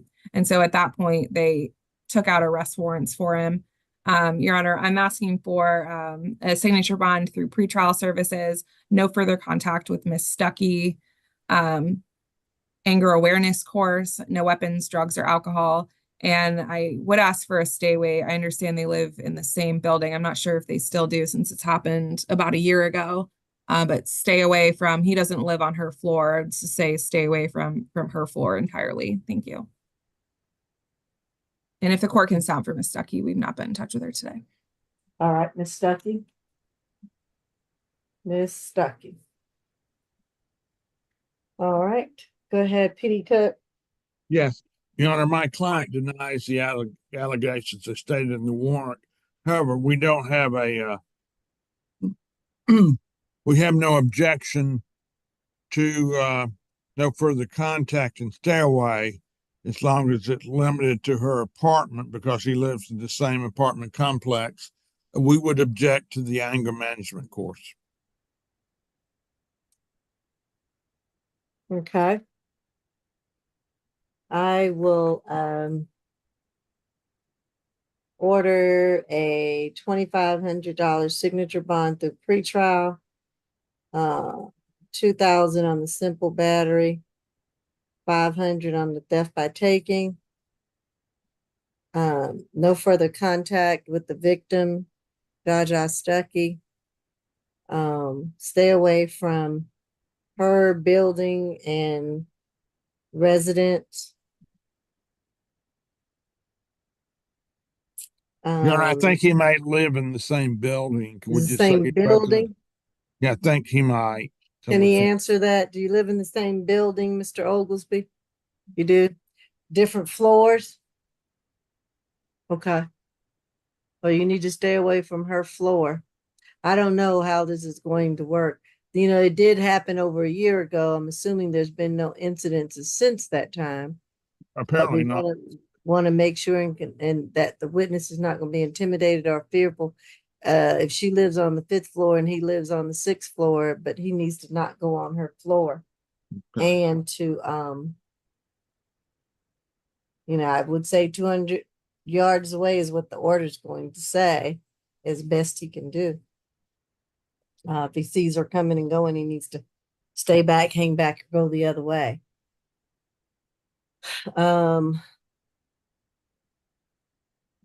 And I don't know, did I say no drugs, alcohol, weapons, or guns while I'm bond? That's fine, Your Honor. That'll be it. What level is that? I'm sorry. That's through pretrial. What level is that? Oh, thank you. What level? Level 1. Thank you, Your Honor. Okay. Next, we have position number 9, Mr. Robertson.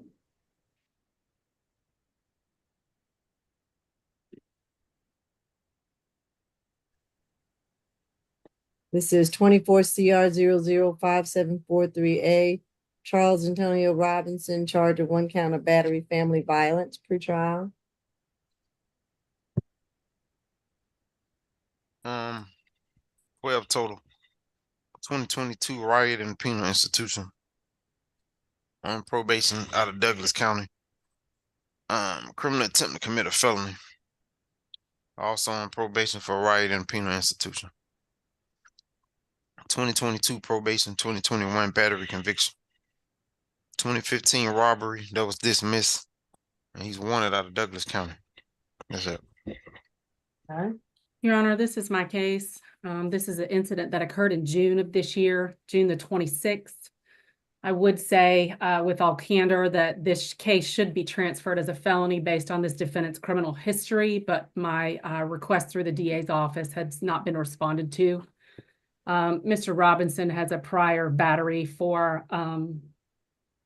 battery conviction in 22 SC 1892914. That was here in Fulton County. It was originally charged as an aggravated assault, and he pled guilty to battery family violence on a victim named Larisha Craig, a different victim than the one in front of you today. But that was domestic violence, and he shares a child with her. He has a prior simple battery family violence that he pled nolo to against a young woman with the last name Fomby, Fomby. Incident in front of your honor occurred at 1991 DeLoe Street, Southwest, and that's apartment B5. Police were called, the victim called 911. Her name is Karina Rucker. That's Karena, Rucker, Rucker. She called the police and reported that she'd been physically assaulted by her live-in boyfriend who'd been drinking. He became upset when she refused to let him look through her phone because in his drunkenness, he was accusing her of cheating on him with his cousin and his brother. And when she said, "No, you don't get to have my phone and look through my phone," he proceeded to punch her in the face multiple times. She fled to get help and was seen to have swelling and bruising to her face, specifically to her upper lip area. He fled the location before police arrived, and the victim in this case, Ms. Rucker, was transported to Grady. We haven't had a chance to get her on the phone yet, but we are working on that, Your Honor. Based on the criminal history of this defendant, we'd be asking for a $4,000 surety bond on the battery charge. Stay away from the location at 1991 DeLoe Street, apartment B5. No contact whatsoever with Ms. Rucker, and no drugs, alcohol, or weapons while on bond. Okay. Mr. McClain, whose case?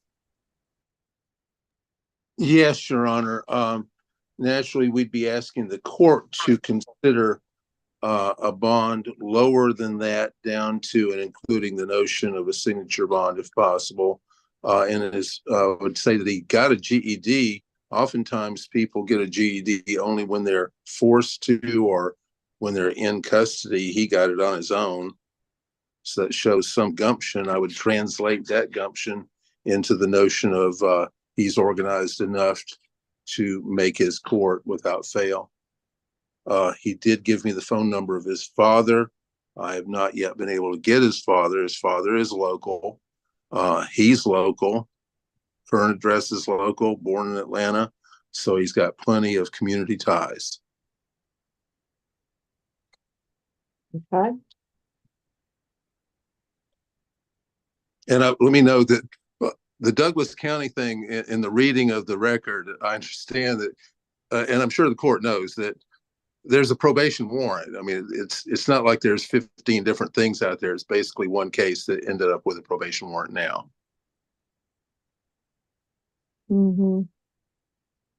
I think it's that one thing that riot thing sounded bad, but it was like it's he went to his punishment and now he's on probation. I'm sure he will explain himself once he sees his judge on the probation matter. Okay.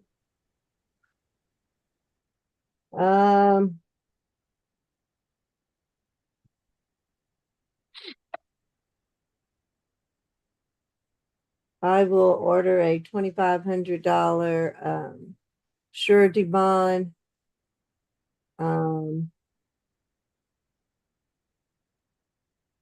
With that surety bond, I'm going to order him to stay away. Incident location, no further contact with Ms. Rucker, the victim. No drugs, unprescribed medication, alcohol, weapons or guns while on bond. And that should do it. Thank you. Mm-hmm. Next, we have position number 10, Mr. Smith.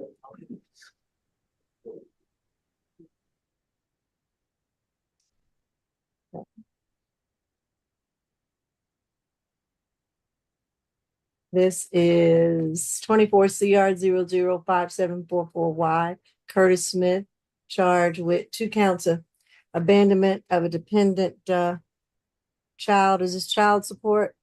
Yes, Your Honor. You have automatic purge. Your Honor, actually, he has 3 cases, I believe. Yeah, he's position 10, 11, and 12. 10 and 11 are both abandonment cases started in the magistrate court as it relates to Right. his obligation and 2 Right. children. How much do they have on them? Well, the information I've obtained, I have a copy of the divorce decree requiring he pay $700 a month starting in March of 2022. That case is being enforced through the child support office. There are 2 minor children born in 2011 and 2006 who are still in need of support. The last payment received by the mom in this case, her name is Makita Parks. I spoke with her today. The last payment she received was March of 2022, and it was not even the full month's amount of $700. He has a current order from magistrate court for each of these cases for a month payment. So $700 purge on position 10 and a $700 purge on position 11. As you know, that is a requirement that he pay 1 month support that he owed. And one of those is from October, I believe. Hold on. August of 2023. He's had a warrant out for that case in number 11 since August of 2023. So that $700 will go to cover August of 2023. And then the most recent one was April of 2024. So you're looking at a $1,400 purge amount that he's been ordered to pay that would handle maybe 2 months of support that is a drop in the bucket considering there looks like there's thousands of dollars in arrears as it relates to these children. We'd be asking for a, let's see, $2,000 SOB through pretrial level 2, $1,000 on each. The position number 10 and 11, that's in addition to the purge he needs to pay. As you know, a purge amount is not even something that's contemplated by the abandonment statute. It's just a way to try to help get some money into the homes of these families. The state could absolutely add accusations for every single month, since this is a crime that's committed every 30 days, that we have no payment showing since March of 2022. So the amount of money that a case like this represents and the amount of time is really like a felony case. Somebody can be under a sentence for abandonment until their children reach 18 and have to come into court every month to show that they're in compliance. So at this point, we're asking for a $1,000 bond on each of those cases, 10 and 11. That can be SOB through pretrial level 2, and he needs to pay his child support as ordered. That would be great if that were part of his bond order. Position 3 is a new incident. He was arrested, it looks like on the 14th of August. This is an incident that occurred on 285 in Riverside Drive, Your Honor. He was driving a 2019 Dodge Challenger when a trooper ran the tag and saw that this defendant has active warrants for an aggravated battery. He was in felony court this morning for warrants that were taken out last May. So he's been on the run, not just from child support, but for an aggravated battery that occurred last May against a different woman. Let's see, Rhonda Smith is her name. He is alleged to have broken nasal bones in her face during that assault. He was in first appearance this morning. So police saw his tag, ran his tag, saw that he had those active warrants and initiated a traffic stop. He went and slowed down his car as if he was stopping it, and then took off again. And the troopers actually had to bring someone in and do a pit maneuver to stop the defendant. After he crashed his car, he got out of his car and fled on foot.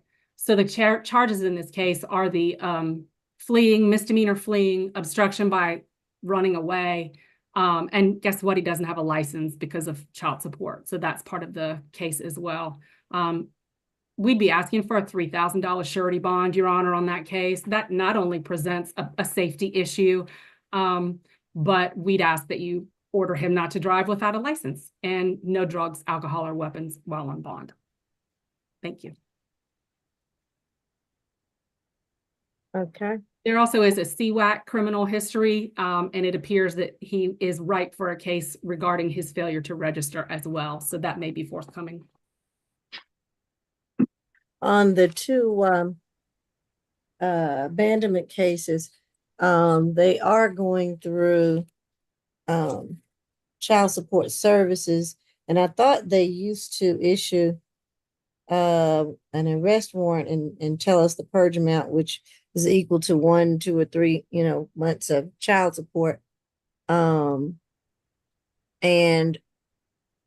I have not been accustomed to running them through pretrial on that, but that they're just in until the purge is paid, or, child support services decides to drop its warrant and, let him get out to start So the working. warrant is issued through magistrate court, Your Honor, based on a petitioner's application for a warrant. Right. In a right. case like this, a woman has come to the courthouse because child support can't find this gentleman.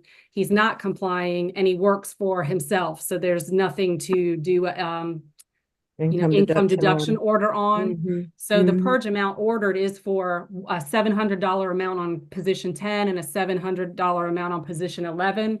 But at this point, he's got a misdemeanor case related to that abandonment allegation. And I did forget to add, he also has an open abandonment case, 22 CR 007790Y. He's in bench warrant status on that case. And I think it goes back to Edie because he failed to appear for plea and arraignment. And so that's exactly, I guess, what the state would be concerned about. He gets released as if paying 1 month of support makes it so that abandonment as a crime is no longer applicable, and he doesn't show up to court. That's exactly what happened on his 22 CR case. So we would request a bond amount on his new 2 cases.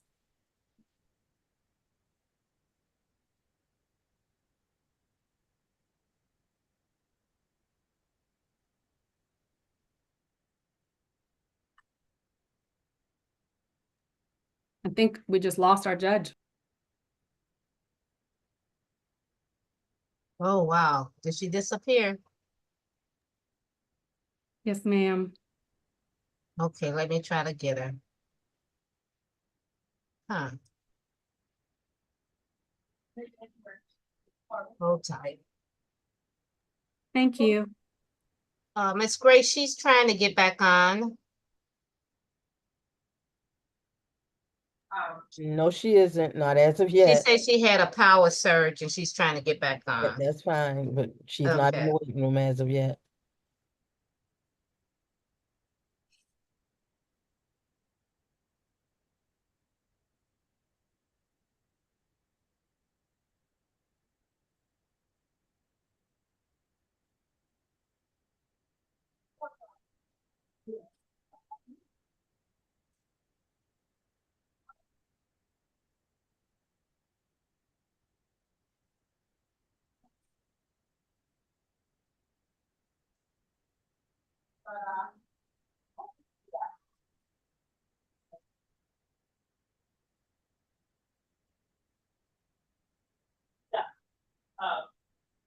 I'm too old school.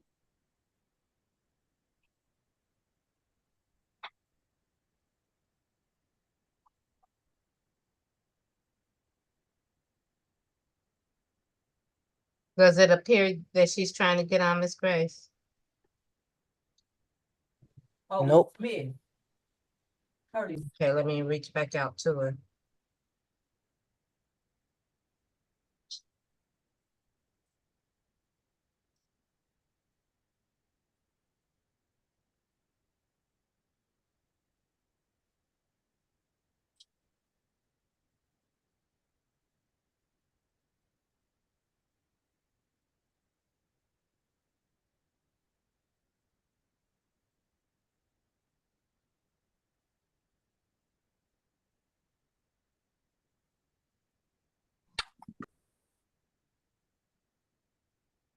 How many more cases do we have left? Too many. I have 1, I think, maybe 2. No, I have more than one. 2 more after this one. I never really did that. I was Okay. Maybe 3 after this. Yeah, don't forget one of them's that breakout on T. Smith. Oh, Lord, okay.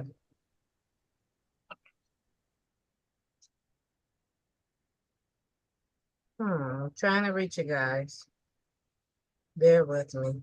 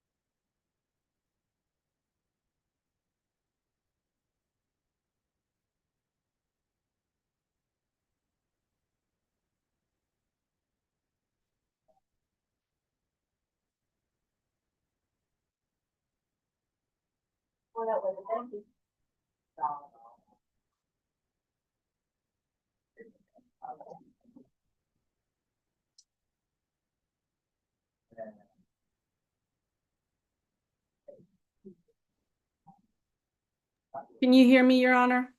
You're muted, Your Honor.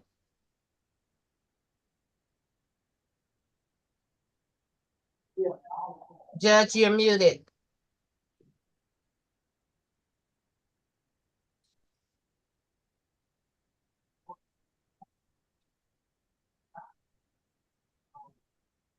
Okay, there. All right. Okay, let me try this way. All right, go ahead. I just wanted to make sure what I was saying was that this gentleman has a bench warrant for a 22 CR abandonment case. And so I understand the idea of if he's got a purge amount he's got to pay, then that should be enough. But he specifically didn't come to court for his plea and arraignment after his last arrest and payment of a purge in this case with this mom. And that's why we're asking for an actual bond amount as it relates to these cases. Now he will now have and now does have 3 active abandonment cases and has not made payments to child support for the benefit of these children since March of 2020. So the $700 payment, which represents 1 month on each of these cases, is literally just because a court found probable cause for that 1 month. But the cases themselves in state court are larger than that and encompass a conviction with a sentence that would last until these children are 18 and would require him to be making monthly payments and show proof of that. As a contempt action through the child support services unit would do if that were something that still happened. So we're asking for $1,000 surety bond on each of those cases. That can be through pretrial if you like, or it cannot, but we'd request that there be an order that he pay his child support. And then for the driving case, we'd ask for a $3,000 surety. That's $1,000 for each of the charges and a requirement that he not drive unless he's got a license. All right. He went to Go he ahead. went to felony earlier for the 3 charges. 2 of them he got 20,000 good. He got no bond on the ag battery, so he's not going anywhere. So y'all probably want to go and set this for SAP because he'll have to go to prelim, which is 2-3 weeks out. That's all. Okay.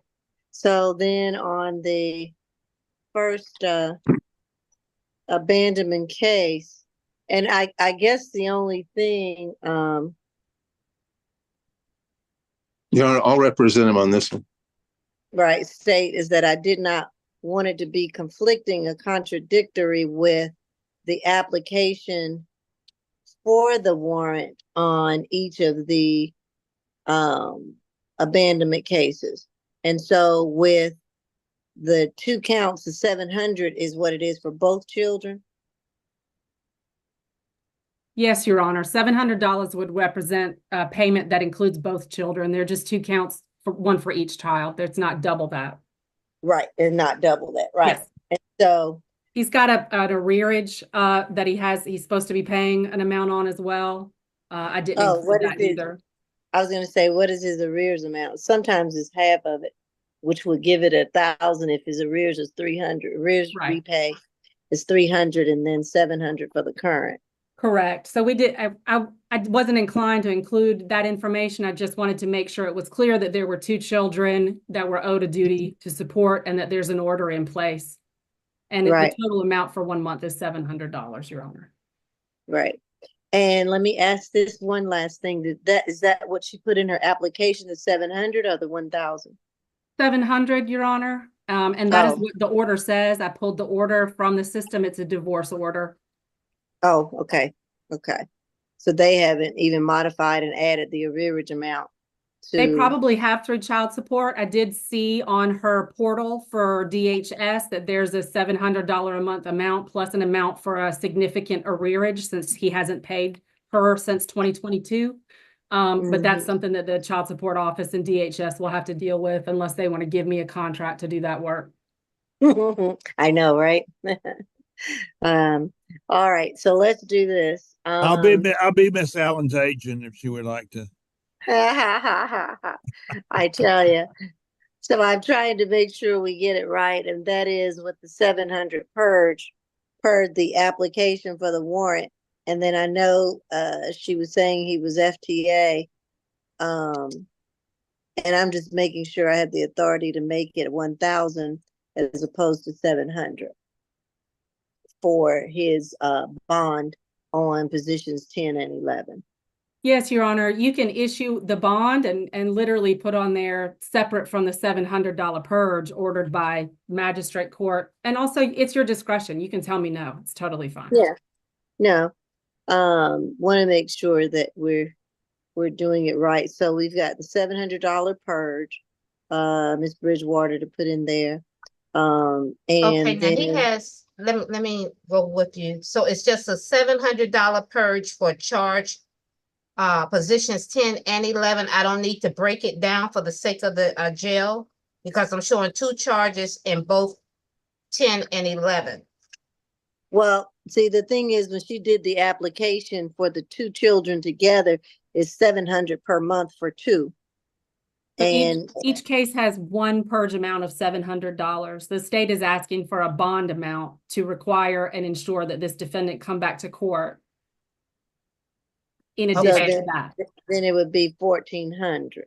That's the point I'm trying to make. Okay. So let's just make it 1,400 for the bond amount. Okay.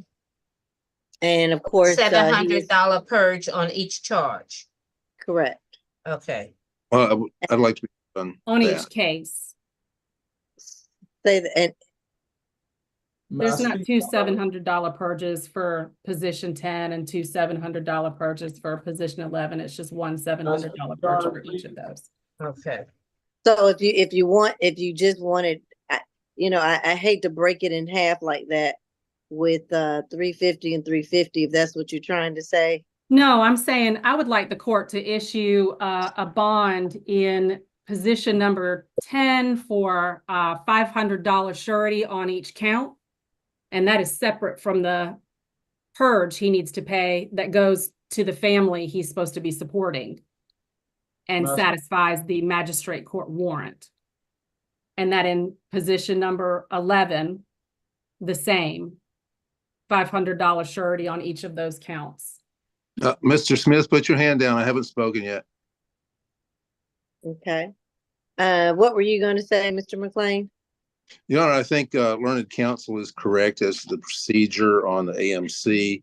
I see no harm, and we would have no objection to signature bonds that go along with that, because that's simply by performing his duty to come to court, there would be no financial harm to him whatsoever. On the fleeing and attempting to elude and the obstruction, it's kind of like when there's a fight and there's more than one blow. I would simply point out to the court the notion or the concept that it was kind of one. It's sort of. I see why they've given the foot chase immediately after the stomping on the accelerator, two separate counts, but one could look at them together because it was all one event within a few seconds of each other. So I would ask the court to just take that into account as a concept when it decides a fair amount for the combination driving dash fleeing or to elude a police officer with obstruction. Ask the court to consider not only we would ask the court to consider not only made as proposed, but a lower number down to You're not muted, Miss Bridgewater. Miss Bridgewater. Yes. Oh, okay. We But weren't. Your Honor, let me say this here, because I need you to hear. I have a little clarification on this case that was trying to break down to me. Ms. Strong is here. Would you go ahead, Ms. Strong? Judge, if you change the purge to a good bond, the mother is not going to get the money for the good bond. She Right. gets the money from the purge. Right. So I understand Nobody's that. asking for that. No, she's just asking for him to have a bond in addition to the purge. But the problem will be if he were to get out, because it looks like he's not going to get out anyway because of his felony charges, he would have to obviously pay the purges. And normally I don't put an additional bond on top of the purge, but I know that that's what the state is asking for. But tell me what else you were going to say, Ms. Strong. no, he would get the purge and then he would still be in there based on his other cases, but the case that he has with Judge Edie that is still open will be added to SAP. So this whole thing, unless he passes the purge, would go to state all purpose. Right. Right. I get it. Yeah. Can I say something, Your Honor, please? No, Mr. Smith. No. And normally what I've done in the past is just move along. What's the purge? And that's the purge.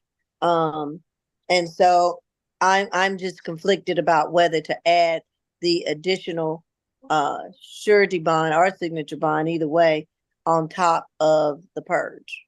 And I know the money doesn't go to the mother. That wasn't my point. My point was, does he get an additional bond on top of the purge? That was what I was asking, Ms. Strong. No, ma'am. When we've done it before, it's just been the purge. So yeah, that was my familiarity. Right. Yeah, when that was my Bridgewater does familiarity. it, she writes 750 purge, and that's what it is until he Right. pays purge, and child support does their Right. once they come out to the jail. And then he has no bond or conditions for his two new state court cases, which is why he didn't bother coming to court for the new the open one he already has. Well, Miss Allen, we don't have anything to with that part, but I mean, a purge is a purge, whether he came to court or not. Right. Right, but a purge is associated with his stipulation magistrate on a court purge. case and a warrant that a magistrate court ordered. We have now turned that case into a CR number and a state court misdemeanor charge. And so what happens if he pays the purge and just leaves court or leaves jail is that he has no bond order on his new case. They're separate. I think I see what she's saying, because they've been bound over and they now have CR numbers. So they're not just straight abandonment cases through magistrate court with the purge. Yeah. That's what she's saying. And I don't know, Ms. Strong, if our others were turned over with CR numbers. In the past, they had not been, but with C, but I don't know that I've had any on C that had CR numbers in the past. Have they always been giving them CR numbers? Yeah, she's left my office now. No, I was asking ASG Allen. Okay. Yes, my recollection is that in the last 8 months, we've been charging these cases at SEA. And the bond orders usually include a bond amount in addition to the purge. I'll go see if I can find a case as an example, but we can move forward and just continue to learn. Yeah. Let me, for the moment, Ms. Bridgewater, just do the 700 purges on each case. And it usually you don't have to break it down per charge, but if you want to, you can. Well, You I can just do- don't want it to be a misunderstanding at the jail since there are 2 charges on both 10 and 11. So if Yeah, you but want me to he's put a only total, well, he's only ordered to pay 700 a month. So if you want to break it down to 350 and 350, you can do that. okay, that's what I'll do, just to, so it won't be no misunderstanding. Yeah, because his purge should only be 700. Okay, And on each of the cases, which is 10 and 11. okay, And if we find some information that I need to also give him a bond, I will do that. But let's hold for a second and see what ASG Allen can find on me giving him an additional bond on top of the purge, okay? okay, no problem. And then I'll decide what that'll be. And then on the third case, with the driving Yes. charge. What I was saying about the third case, Your Honor, was this, that it is one course of conduct within a few seconds of each other. It's an impulsive, quick thing with a lot of adrenaline and fast heartbeat. So I would ask the court to take that concept into consideration when setting a fair amount for the bond for the obstruction and the fleeing and attempting to elude. Your Honor, it may be all moot because of the no bond on the aggravated battery charge. Even the police officer at the time of running the tag, even the police officer had a different charge in mind, I guess, what the computer was telling him. So things sometimes do look a little bit different. He does have a stable address. His mother's address has nothing to do with any of these cases. And so that's good, stable mail address right there here in Atlanta at an apartment. So I'd ask the court to consider on that a signature bond or a $1,000 bond instead of the 2. Thank you. Right. I'll do the signature bond on the driving charges. He's not going anywhere. 1,000 on the fleeing, 1,000 on the obstruction, and 500 on the driver's license. Supposed to be a 2,500 signature bond on the driving charges, and I guess it can be through the jail. Okay, All right. So then that takes care of all 3 of his cases for the moment. We'll see if I add, I guess the big question right now, Mr. McLean and ASG Allen, is whether I add the additional $1,000 surety bond on top of 10 and 11 on top of the purge. Right. And as I said, there's no financial harm to him. All he has to do is show up in court. Having other courts to go to, he just needs to pay very, very careful attention to the the intrastate portion of the detainer letter portion of Georgia law, and he'll be fine. Add what to the detainer letter? He just has to pay attention to the intrastate paragraphs that are in the that mention the detainer letter in Georgia law concerning when a person has more than one court. Yeah.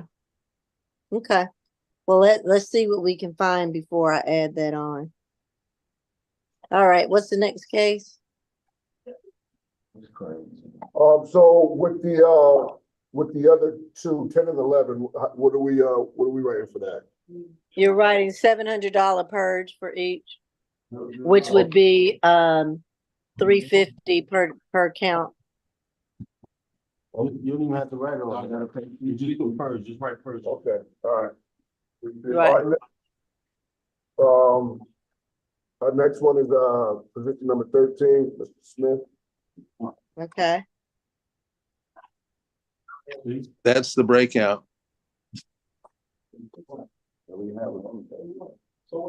Hold on. Let me see something. Who's putting us in the breakout? It's Miss Grace, You Judge. want the history first? Yeah, go ahead and read that first pretrial. You got Let me call it Tony Smith, 1 count of battery, family violence, and then tell us the history. You ain't gonna read the case number? Okay. 50 total. Hold on, 24 CR 005747C. Tony Smith, thank you. 50 total. He was arrested this year for theft by receiving. That's open 24 PI 002103. Got an open case, another open case in Superior Court 24 SC 001418. Possession of meth, possession of a firearm during the commission, possession of a firearm by convicted felon or felony first offender, possession of a controlled substance, sale of marijuana, and a bunch of probation violations. 2013 simple battery DV conviction.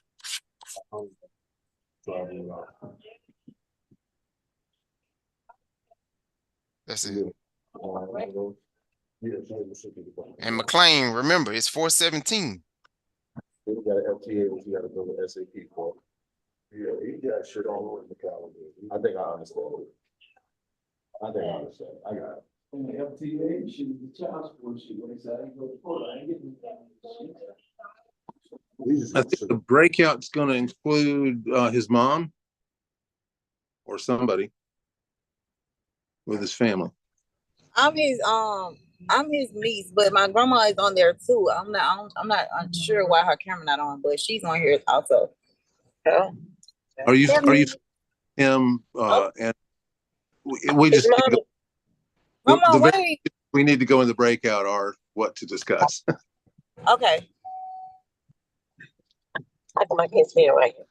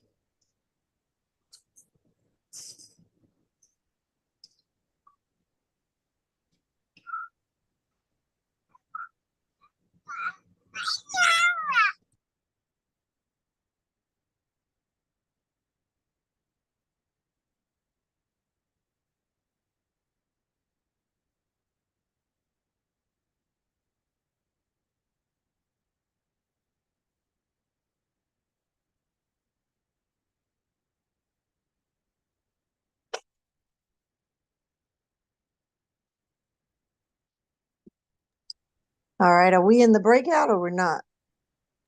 No, Judge, we was waiting on you to return. Who all needs to go in the breakout? Oh, I'm back. I don't know, everybody, I guess. Well, I The shouldn't say that. I need to go in. They'll have to tell you. I don't know whose case it is. State defense court and the person who's the passenger in the car. Okay. So it's ASG Allen, McLean, and who else? Kim and Miss Wynn. Okay.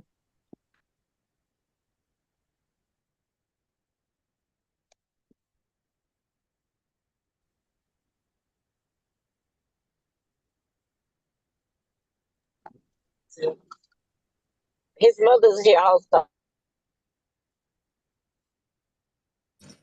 Can my I don't grandma know be what at? this case is about, but I'll see.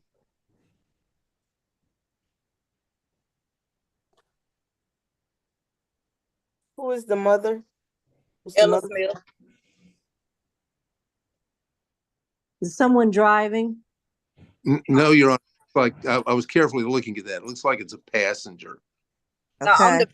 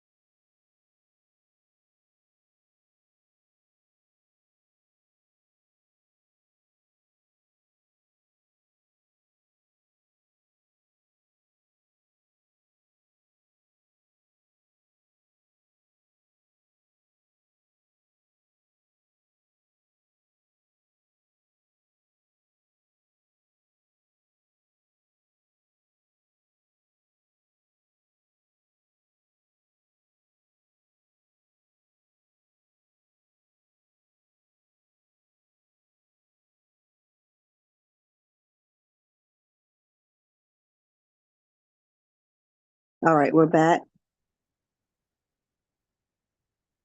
Is everyone there?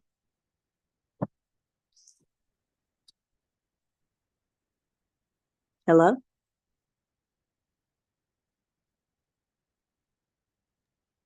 Hello? Oh, I didn't know if I was back, if I'm out, because I just got another message to join the breakout. I think that they're probably in there talking briefly, Your Honor. They're still in there, right? My goodness. I told somebody it's the smaller calendars that take longer. Well, you said something, so you messed it up.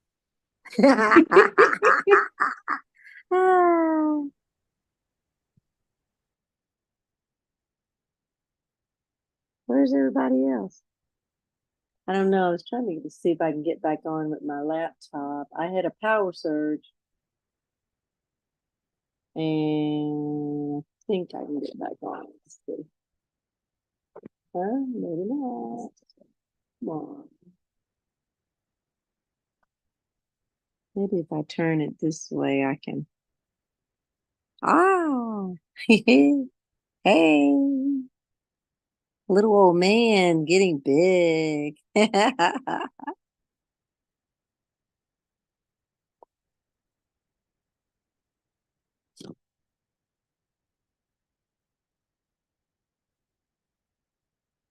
Nope, it's not letting me back on Zoom Workplace app. Something crazy. I don't know. I'll have to mess with that later. Let me ask Miss Holly, where is everybody? They won't come out. I think the niece and mom are now here. We're just Everybody's waiting out, for Mr. Judge. McLean. Everybody's out now? Okay.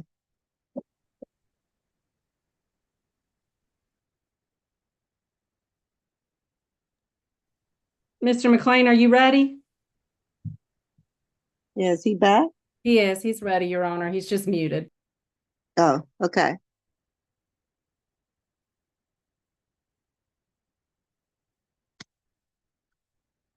Yeah, that's okay. I was saying they weren't back, but they are. They are now. Yeah. Okay, thanks. Okay. All right, now we're back. All right, Mr. Smith, with Tony Smith, I am going to order a $3,000 surety bond. And with that surety bond, you are to have no further contact with Miss Stewart. And you're to stay 200 yards away from her, have no contact by third parties or no one else, no emails, nothing. Stay 200 yards to 2 football fields away from her. I'm also going to order no drugs, unprescribed medication, alcohol, guns, or weapons while on bond. And that will be it. Yes, thank you, Your Honor. All right, you're welcome. Thank you. Right. Next we have position number 15, Mr. Weston. Okay.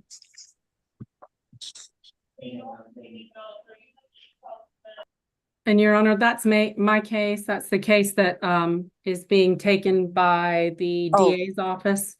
Right, I have transferred DA kidnapping. Yes, but we can address bond. He's got a CR number. I charged it. There are 1, 2, 3, 4 counts, Your Honor. All right, so this is 24 CR 005749Y. Stephen Weston. He's got 2 counts of battery, family violence, and 1 count of criminal trespass and damage to property, and 1 count of simple battery. Yes, Your Honor. Pre-trial?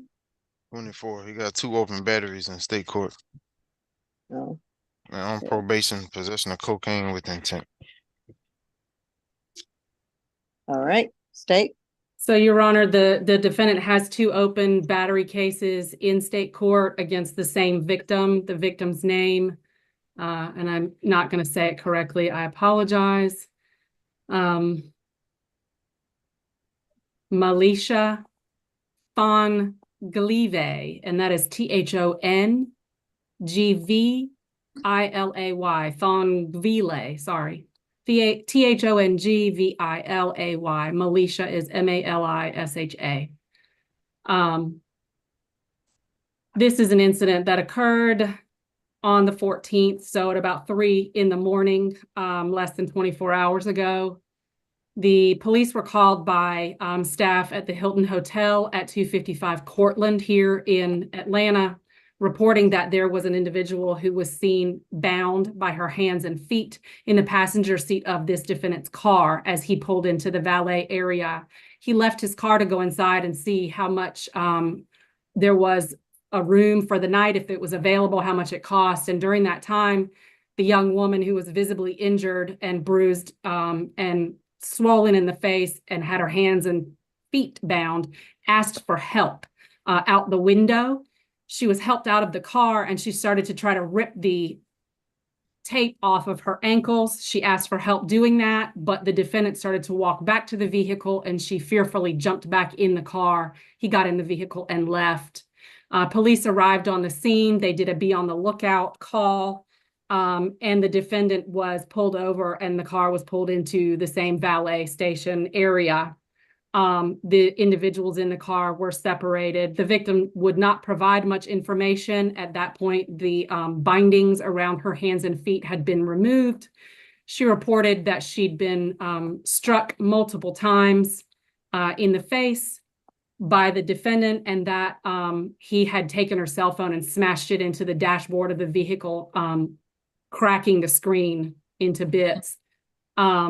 She said she didn't want him to go to jail and that they've lived together and been together off and on for the last 3 years.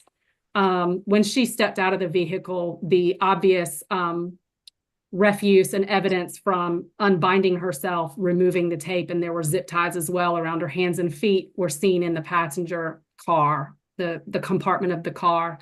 So security on the scene and the valet on the scene, as well as surveillance of them initially arriving and her asking for help, was found and taken by police. In addition, a third person who was a witness came up when the car had been pulled over, identified himself and said that before the police had pulled this gentleman over in his car, he was sitting in a parking lot with the young woman, and he was observed by this witness, Mr. Battle, in a verbal argument, repeatedly striking this woman in her face. The defendant got out of his car and was smoking a cigarette. And Mr. Battle, the witness, said, "You should not be hitting that lady that way." The defendant actually asked Mr. Battle for a light. And Mr. Battle reports that the defendant told him to mind his own business. And the victim reported he was afraid at that point because the defendant had a bulge in his pants and it looked like he might be armed. But he did come and speak to police once he realized that these people had been detained. We have not been involved with the victim, although we've tried today. You know, I think it's important to note that she is the victim in 2 different cases that are accused in state court for battery, visible harm, and that on the scene, when she was able to, she asked for help, but later didn't want to go into details about, I don't know, why her feet and hands were bound. He's charged with a simple battery for binding her feet and hands. That is a touching that is, I don't know, abusive. I guess that's what I would charge. But since it's going to be a felony level case, they'll decide whether it's a false imprisonment or a kidnapping.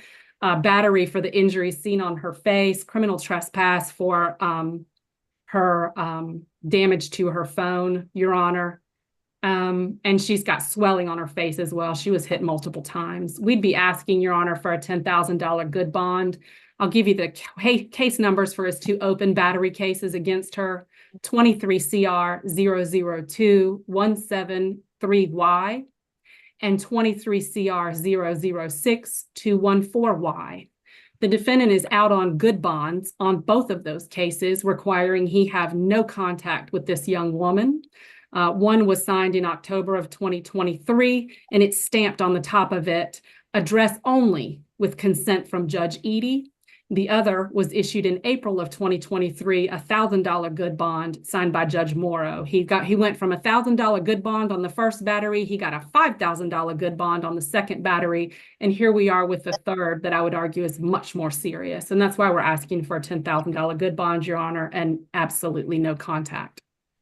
and to stay away from the Hilton at 255 Cortland Avenue Northeast. Thank you. All right. PD. Kim, Your Honor. Okay, Kim. Yes, my client, Mr. Weston, is 42 years old, and he is strongly denying the allegation. He says he did not touch her. It was self-inflicted zip ties and all the binding and all that kind of stuff. She did that to lure him in, to be in trouble, to keep. It was not him who invited her. She keeps coming back to her and basically creating all these plots to keep him in a jail. And that's why he is claiming, Your Honor, we deny the allegation. He is gainfully, actually full-time student at Southern New College. He's getting master's degree for clinical mental health. He does not have any child. Indeed, he also denies that they have been living together for 3 years on and off.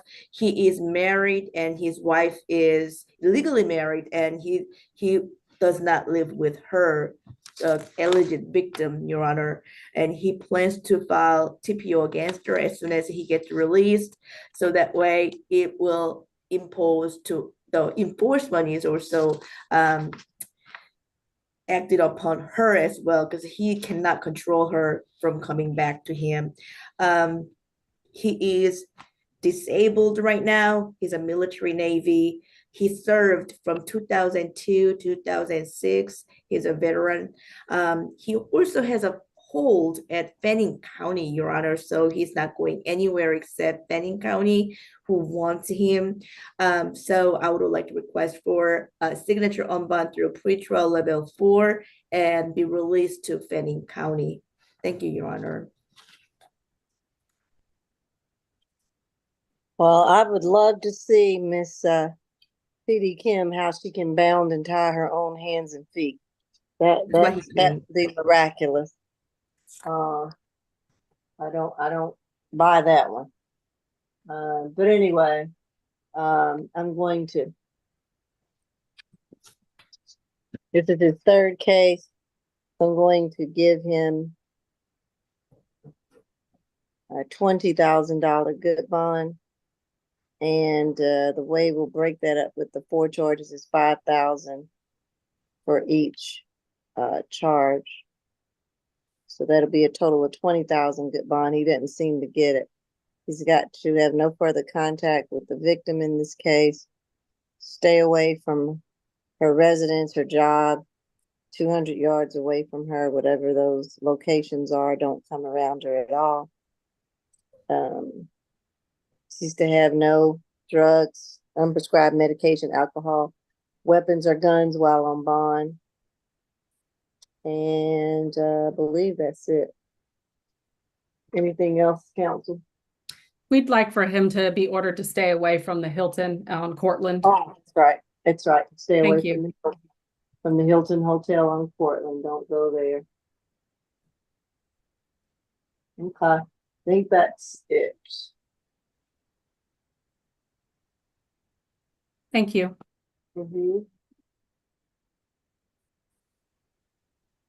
Next we have position number 5, who waived.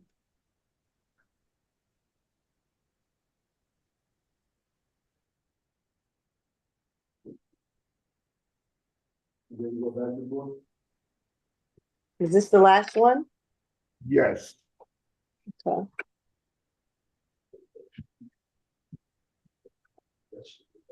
We got a couple at ACDC. I thought we did all of theirs. We did all of Finished ACDC.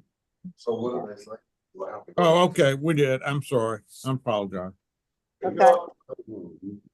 24 CR 005741H, Jimmy Lee Clayton, charge of 1 count of theft by receiving, pretrial. 30 total. 2016 probation. 2013 forgery in the first conviction. 2009 burglary, theft by taking conviction. 08 escape conviction. 04 burglary conviction. Okay. State.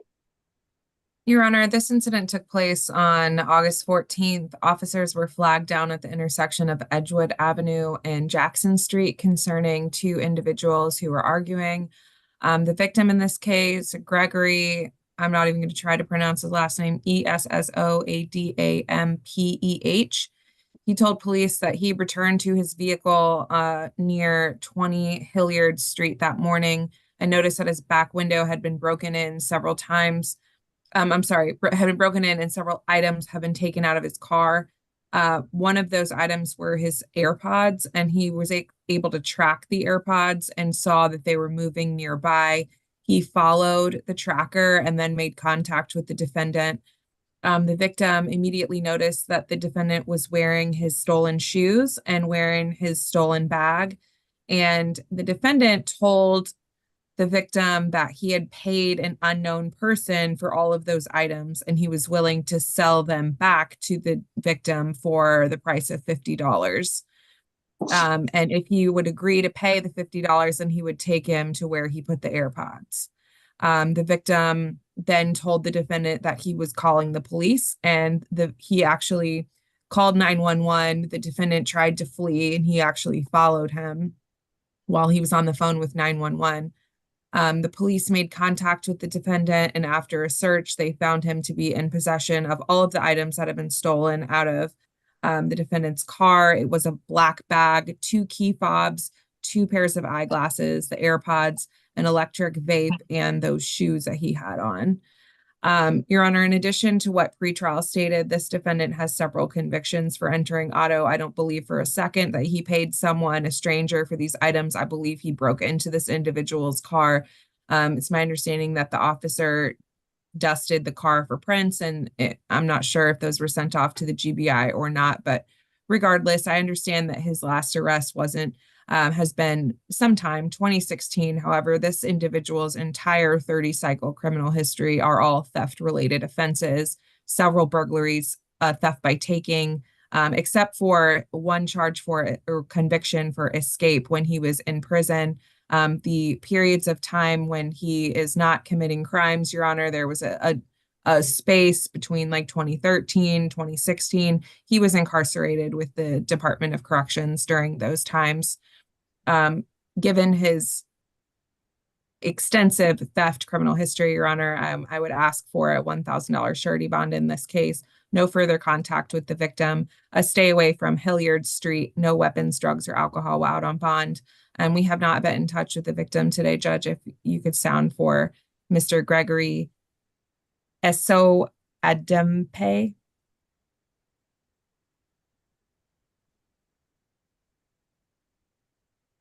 All right. BDs. Yes, Your Honor. This appears to be about 8 years from his last arrest. We have no problem with a stay away or no further contact. We would be asking for a signature-only bond at whatever level the court deems appropriate. Okay, I don't think I'll entertain that at 30 cycles, but $1,000 surety bond, stay away from the incident location, no further contact with the victim, and no drugs, alcohol, weapons, or guns while on bond. And Your Honor, for clarity's sake, the incident location's kind of all over the place because these folks he was chasing him around. I would ask for the stay away to be for Hilliard Street. That's where his car was parked. Where the car was. Okay. Okay. All right. So Hilliard Street will be that.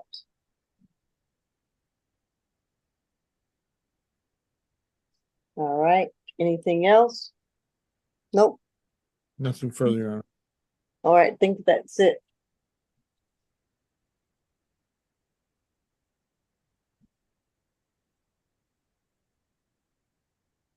Ready to reconcile, Ms. Holly? I am ready. Okay, once again, the reset date for the SAP calendar is going to be August the 29th.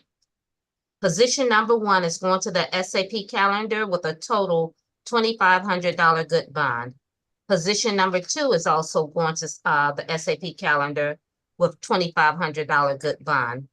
Position 3 SAP calendar with a $500 good bond.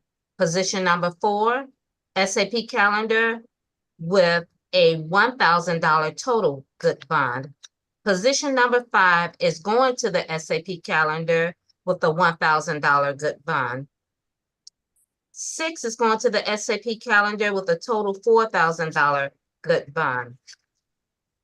7, reset further notice with a $2,500 SOB through pretrial. 8, reset SAP calendar with a $2,000 good bond. 9, SAP calendar with a $2,500 good bond. 10 is going to the SAP calendar with a $700 purge. 11, SAP calendar with a $700 purge. 12 is reset further notice. No, it's going to go to the SAP calendar, but it has a $2,500 SOB through the jail. 13, SAP calendar, $3,000 good bond. 14, reset further notice with a total $2,000 SOB through pretrial with a co-signer of Tremesia Woodard. 15, SAP calendar with a total $20,000 good bond. And the add-on is going to the SAP calendar with a total $2,000 good bond. Are there any questions, comments, or otherwise? What's the contact for number 7? For number 7, it is, let me get to that page. No further contact with Jaji, Khalid, Heaven, Stuckey. Thank you. Okay. I'll see y'all later. Thank you, guys. All right, Thank thank you. you. You Your all Honor, take where do you care. want me to send these to? Which email address? The Gmail. Let's see if it works today. If not, you may have to I'll fax try them again. both. How about that? Yeah, or fax again. What you think? You know what? Let's go with the fax first. Because that's simpler and we ain't gotta wait for it to come through. Because I Okay. don't know what's going on. Yeah. Okay. Okay. Sounds good. Thank you. You're welcome. Okay. All right. Bye-bye.